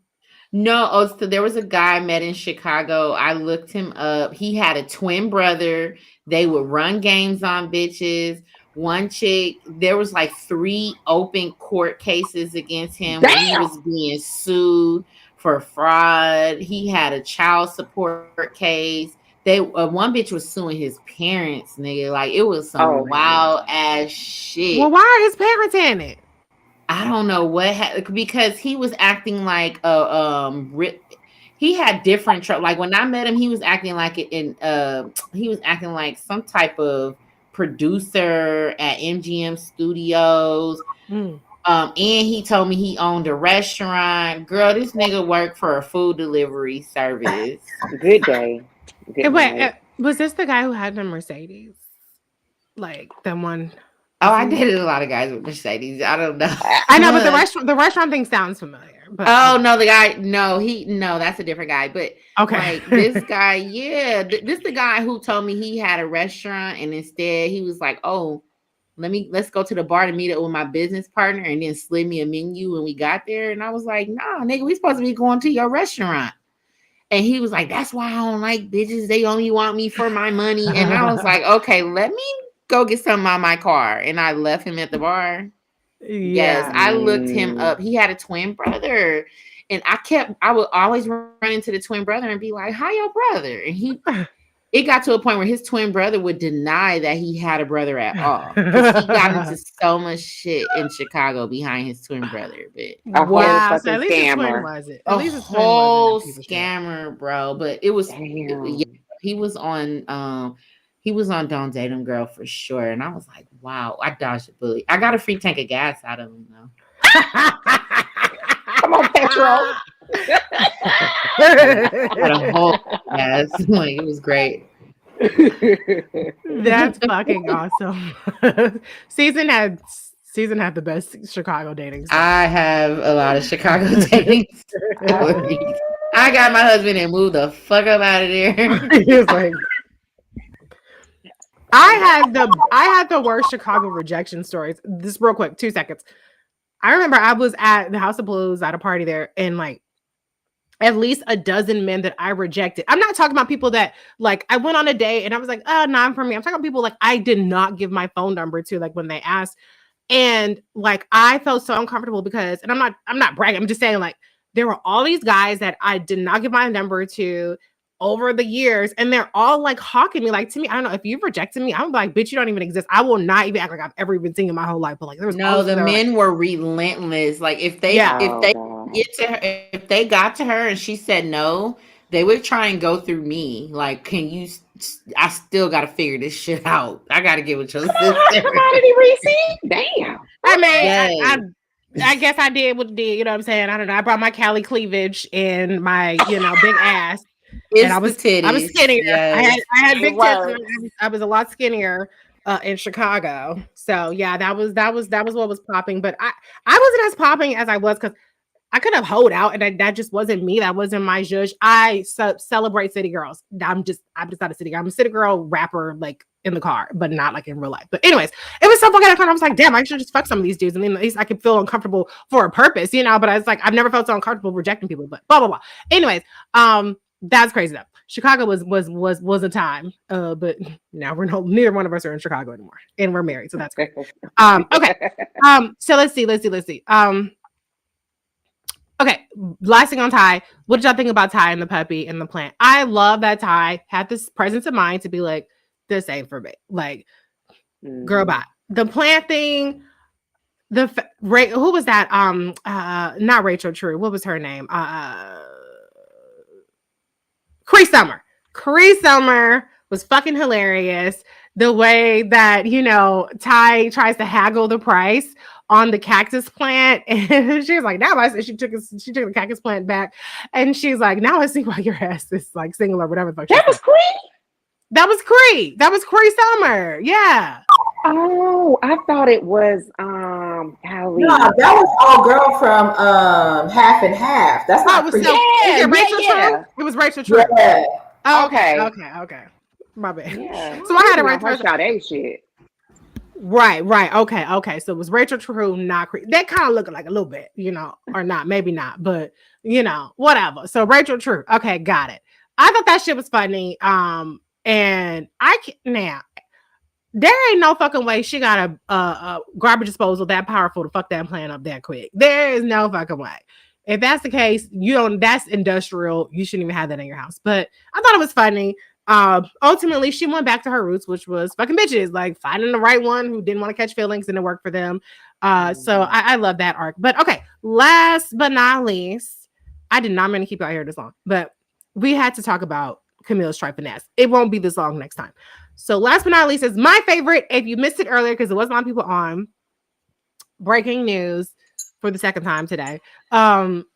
Shaniqua Shande is going to be on the Reese Colbert Show, Sirius XM Urban View, Saturday 3 to 4 p.m. Eastern, and on the app on demand. She's going to be on the show coming up in the next couple of weeks, within the next month. Let's just put it like that. So I'm super, super, super excited. I reached out to her. She said yes. I was like, oh, thank God, So yeah, got some great people coming up on the show. Like I said earlier, thank you to Erica for rocking it with me last week. And Erica's gonna come back when she wants to. Otherwise, I gotta find somebody else because nobody can be like Erica. But she's my number one pick. No shade to anybody else. I'm not saying that you're like less than, but I'm just saying she's my go-to. But anyway, okay, Angie. I absolutely love how Angie is. Oh, Mocha says, I love your show. Thank you so much. I love how Angie takes up space. She's like flamboyant. She is like just completely fucking outrageous, but in a way that's not trying to be outrageous. It just feels like right. It feels right that she's completely fucking ridiculous.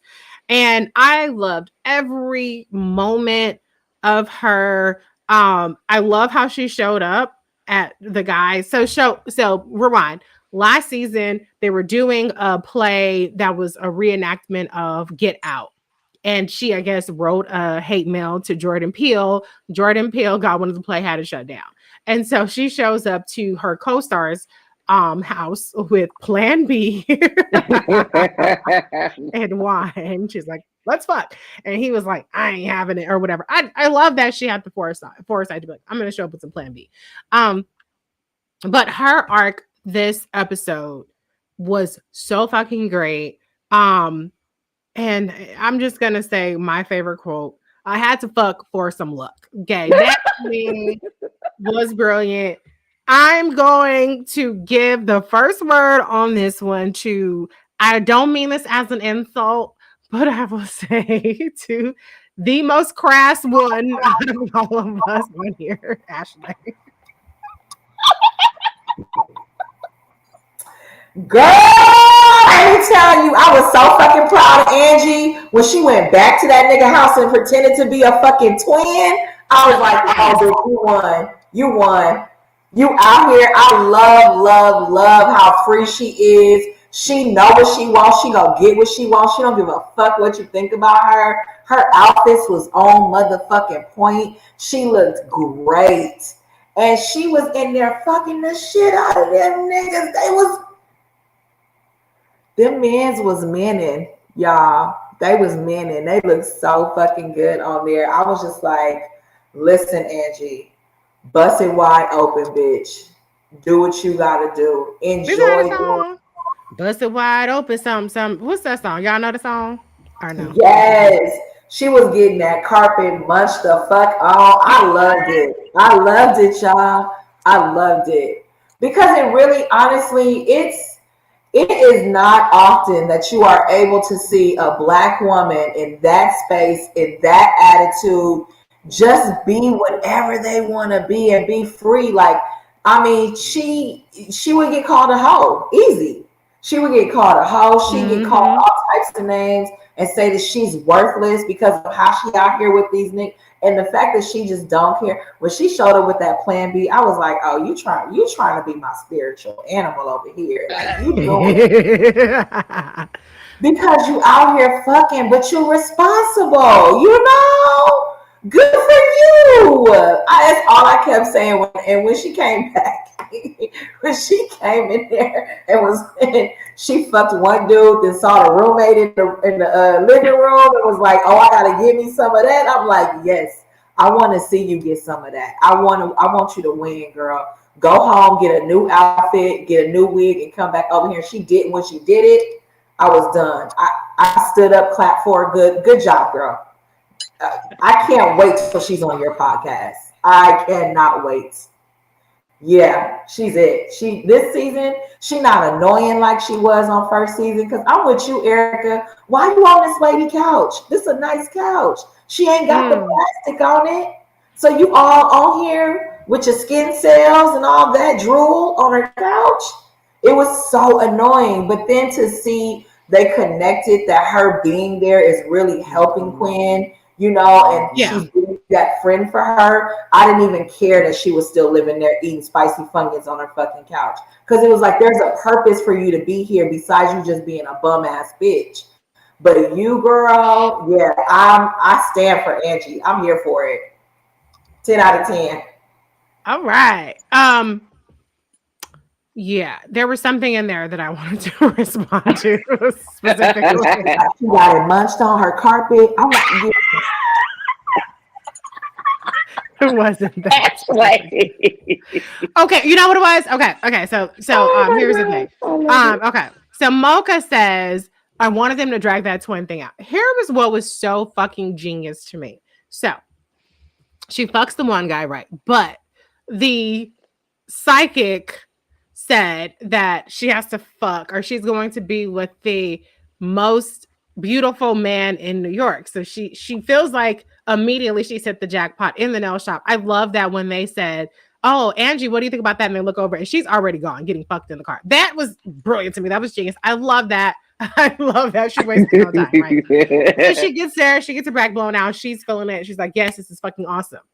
So she gets into the living room, sees the other guy to be fair, she has to hedge her bets because she's like, I thought that guy was the most beautiful, but maybe this guy is the most beautiful. So the fact that she's doing it, she had to fuck, force of luck. If it's the homie, it is what it is. You know what I'm saying? Once you see a more beautiful man, at that point, you have an obligation to your luck spell to do what you have to do. But I love that she had the presence of mind to be like, oh, I have a twin, I have a sister who's perfect for you. It was so quick. It was so quick. Very. It took a second to think of that. Now I'm just thinking a man would do this shit. I'm loving seeing this black chocolate woman doing this shit. I'm loving it. I love that. But to me, the real thing that brought it home was when she gets there and the guy she fucked earlier is like, oh, you're better looking than your twin. And then the guy he's planning to fuck is like, yeah, you're way better looking and way sexier than your twin. And she loses her shit. She gets offended for being called sexier than her other version of herself. And she outs herself. I was on the fucking floor laughing so hard because I'm like, it's still you. Like, yes, they're stupid, but I kind of feel like that. I mean, I would not do what she was doing, but I do think that the fact that she was offended at being like she was in competition with her earlier self is like, it's so unhinged. It's so on brand. It's so fucking hysterical. And then she goes, oh, who hasn't pretended to be their twin? Like she's probably one of the most outrageous characters that I can think of. And that's a black woman in particular, because they don't let us be outrageous like this and sexual and free and confident. They don't let us do that. But the fact that she got offended at being called the sexier and better looking twin sent me over the edge. Erica, what was your take on Angie these 2 episodes?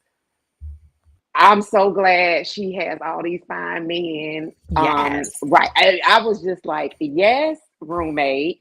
And then when she gets back, which I love family time, she calls it with she and Quinn. I love that that's the term. So then she talks about, and then his cousin came through. And so now I'm so excited about the daddies, like all of the possibilities. Like you're right, she had a threesome, or she had a third guy, right? I forgot about that. She did, yeah. The cousin, I'm just like, she is the moment because we touched on it. It's the respectability politics. Like, just let Black women be. And I know for many women who have had whole years, friends who know where all the bodies are buried, like, it's just like, oh shit, fuck out of here. Like, yeah. So it's just a relief to not have to be respectful. Confined in that box of what people think you're supposed to be. Yes. Exactly. Like this shit, like she is the moment, as I said, she's just a breath of fresh air. And somebody said something about her wardrobe. Like, I'm just like, how is nobody not hiring this bitch to style them? You're in New York. Like, she is, whatever broke is, the bitch is broke and fabulous as fuck. So everything that she brings, and when she talked about, like, I got my own shit going on too. Like, I expected to launch and be out in this place, but I'm in this place where I'm back to first base too. So I absolutely love Angie, and she's absolutely the moment. And you know, she erases Camille. Ugh. Yeah. I think if we had all episode of Camille, I would be like, let's not do this. But Angie to me is a fucking riot. And now think about it. I mean, she's quick on her feet because remember when she was like fake Jamaican for the nanny position? Like she is quick on her feet.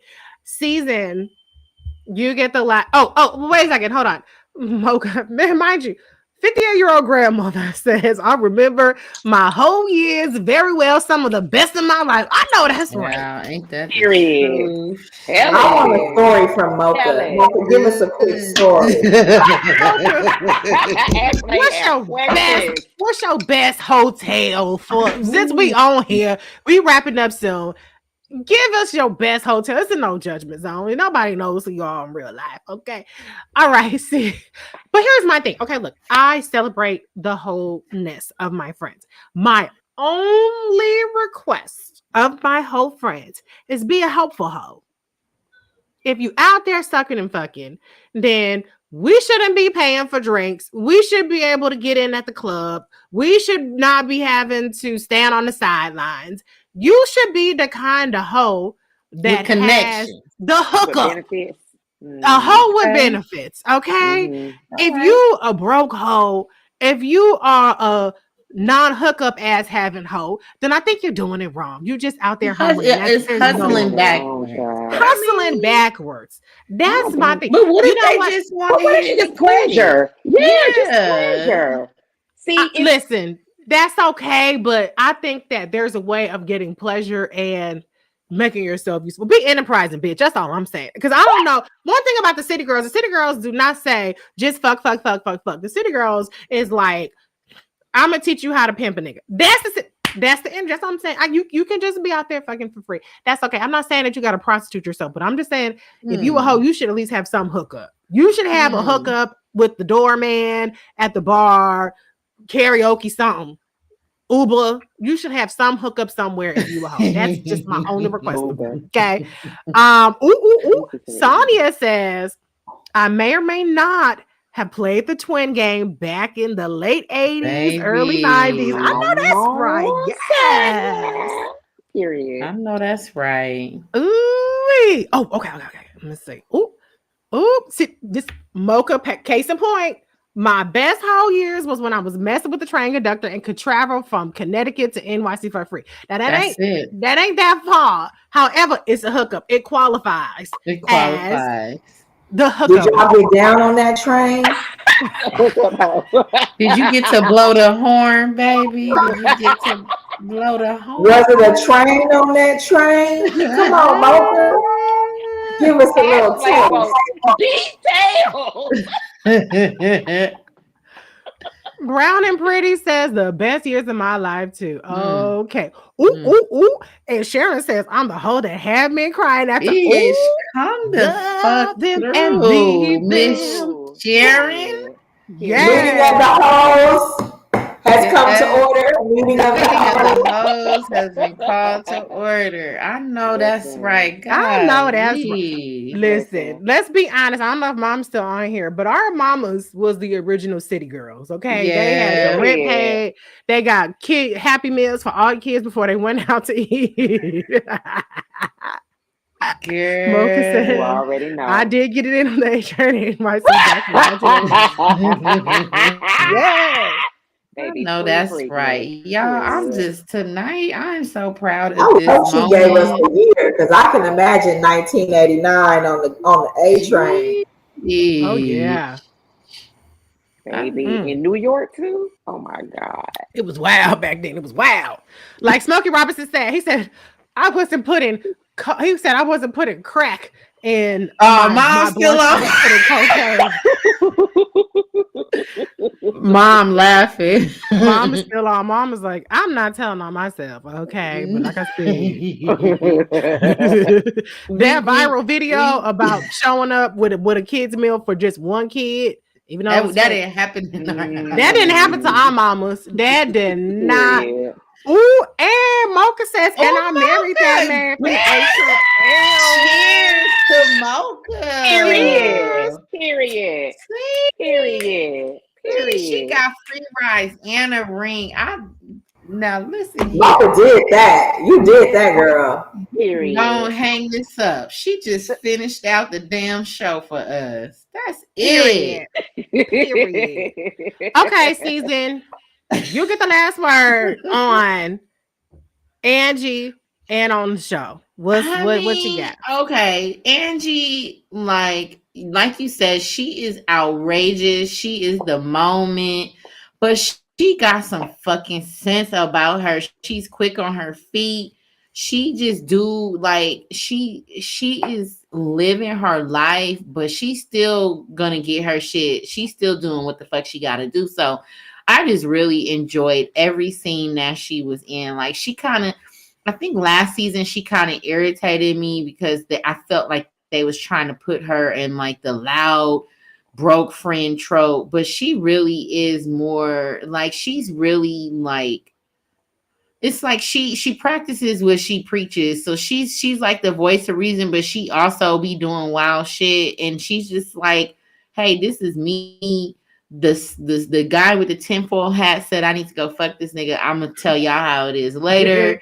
Like she just doing what has to be done. And I think that's why I enjoy this show so much, is because we don't have that masculine energy calling these bitches hoes and sluts. Like they are literally exploring and doing what they should be doing, which is looking for love, fucking, trying to get their career together, figuring shit out. And it's just like, to me, it's like the perfect like representation of what women would and should be doing if they was really just only focusing on what they wanted and not letting society tell them nothing. Like it's chef's kiss. Like Angie, you're tying everything in together. You're making up for where other people lack.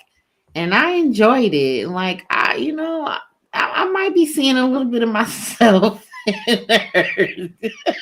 I know that's right. Like, girl, just do you. Who the fuck is gonna know? Like these little young niggas, they like, oh, better twin. Yeah, tell her to come through. They don't care. They don't care. Right. So yeah, she may not never, and that's one of my things too. I'm never gonna see these people again. And so that's when I want to do what I want to do. I'm like, I ain't never gonna see these motherfuckers again. I don't know. They don't know me. So yeah, Angie, come on now. Keep it coming. Keep it coming. And I think what I love about this show is you have 4 distinct personalities. I won't even say Black women because as I celebrate Black women, but I'm just saying this isn't about like being a Black woman as much as it's about being a full person that has a variety of emotions. And yes, Black women are full people. We're full human beings. We have a spectrum of experiences, a spectrum of emotions. I am super square when it comes to a lot of things, but I'm like, Quinn is too fucking clueless for me. Like, I'm not that dumb and naive. But in terms of like Quinn talking to Angie about her exploits, like I'm that girl that's like, yes, bitch. Like, would I do that? No, but it's a no judgment zone. And I just love that this show gives so much space for all of these different experiences. And it's unapologetic about it. Except for when Camille's apologizing for blowing up somebody's whole day. But okay, let me go to a couple more comments and then we can wrap it up.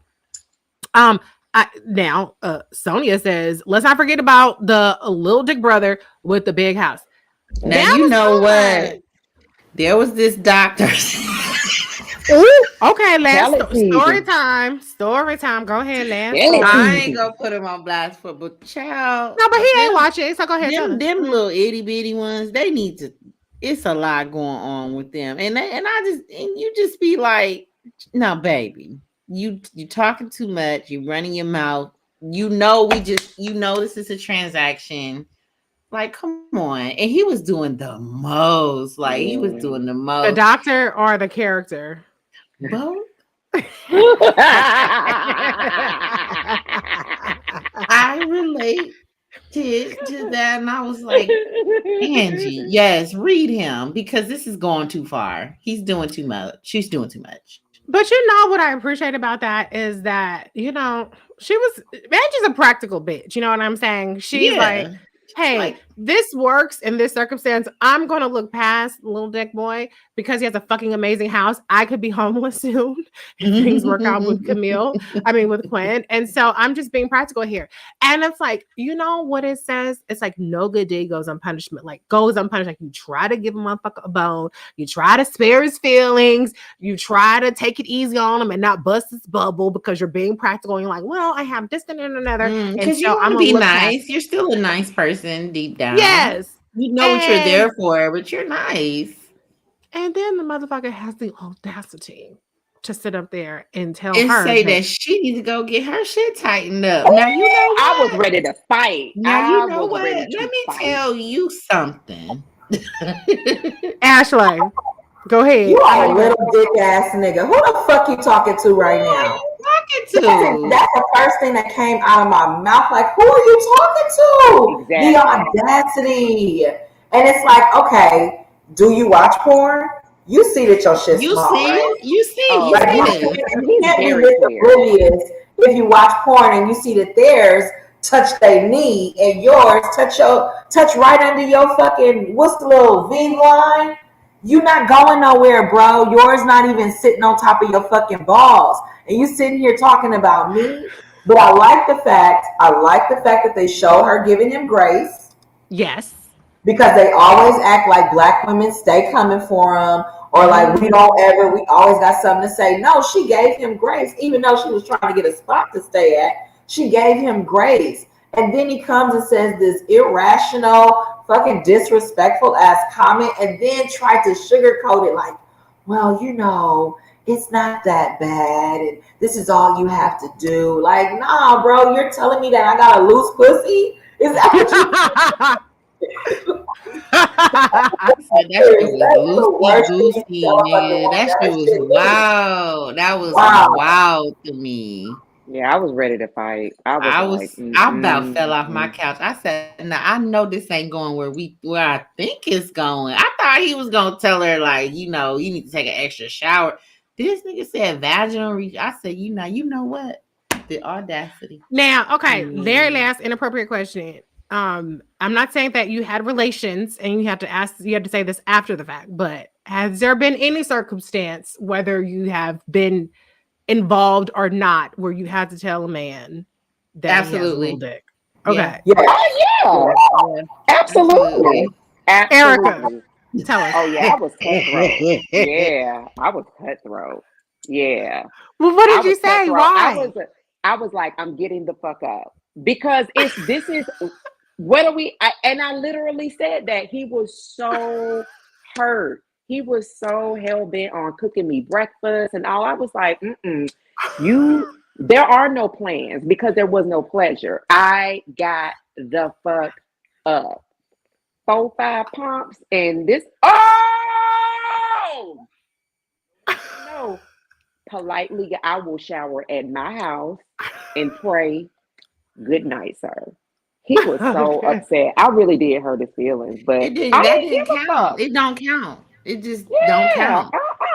It's a waste of my time. You think about everything that happens in the come up to that, and it's like now I got to take a regretful shower. You know what I'm saying? Because that's what I got to do. Fuck out of here. Yeah. Does anybody have anything to top that before we go? Well, I mean, mine knew his was because it was a micro. I didn't know that's what he meant. I remember this story. Rest in peace, sir. But it was a micro. This is such an inappropriate conversation, but we're already all into it. We get it now. It's because of Mocha. Mocha did that. To be fair, this was part of the plot of Harlem. We're still on topic. It was small, y'all. And he was aware, and it was like, this is not working. So he was like, okay, well, I'm just gonna munch on the carpet then. And that's what they do. That's their ticket. I know I'm really good at this. I need both to be operational. Yeah, they be like, well, this is my preference anyway. So for me to take you for real seriously, it gotta be both. Period. Sonia says 6'5" with a little smoky sausage. Terrible. Mocha says he begged me to say I found out to tell him, bro, you ain't you ain't touching no walls. Where is this going? What's Michelle going on says, here? Showing my age, but don't brag on Sigma wood. And then all you carrying is a splinter. It's the regretful shower for not me. the regretful shower. Yeah, a regretful shower. I don't forgot about it. I think that you, Sharon says, and we're back to the carpet dying. But after you munch, I need something. I prefer to do this. I prefer to do that. And it's like, because you can't do nothing else. Well, I say that you can delete it off your coochie facts if it wasn't. Yeah. delete, control, Yeah. alt, delete, whatever. That's done. Like that didn't happen. Nothing happened. Yeah, who did what with who, with when, and where did never happen. Never fucking happened. But yeah, all right. Well, I think we covered a lot of ground tonight. Great introduction to Harlem. I think we were as off the chain as Harlem. I think we did it justice. I'm sure Shaniqua will enjoy, if she ever hears this commentary that we had about this. And Ashley, can I say it on air about next week? What's happening? So Ashley, normally we try to do these on Tuesdays, but Ashley's wedding is next Tuesday on Valentine's Day. Aren't I the cutest? Yes. I love. Oh, it's going to be so lovely. 12 of our most adorable people are going to be here. It's going to be at a beautiful historic library downtown. Oh, yeah, it's going to be, I'm so excited. So yeah, we can do pictures, you guys. I'll take pictures. Yeah, y'all gonna see me. I'm gonna have my little 22-inch weave. Get ready. Let them know it's gonna be sitting. Like, y'all gonna be able to tell me nothing, okay? Okay. Season. My weave is giving a little bit of helmet head, just a little bit. I'm gonna have to figure something out. We're gonna get you together. We're gonna get it together. Like, but we're so thrilled for you, Ashley. So I don't know if we're gonna be able to do Wednesday. I mean, Wednesday works for me, so we'll figure it out. Yes, okay. So we're gonna just switch instead of Tuesdays. We're gonna do Wednesdays. So we'll be back. I don't know if they're gonna release 2 episodes or 1 episode, but Harlem is lit, and I think we're lit. Mocha says this was the best review. Yes. So tell a friend if you have friends that watch Harlem to come on here. We're a little off the chain, and as you guys can see, we don't pull any punches. We don't hold anything back. And that's on us. So thank you, Erica, Ashley. Happy wedding next week. Thank you, Season. We'll be back next week with more Harlem. Bye, y'all.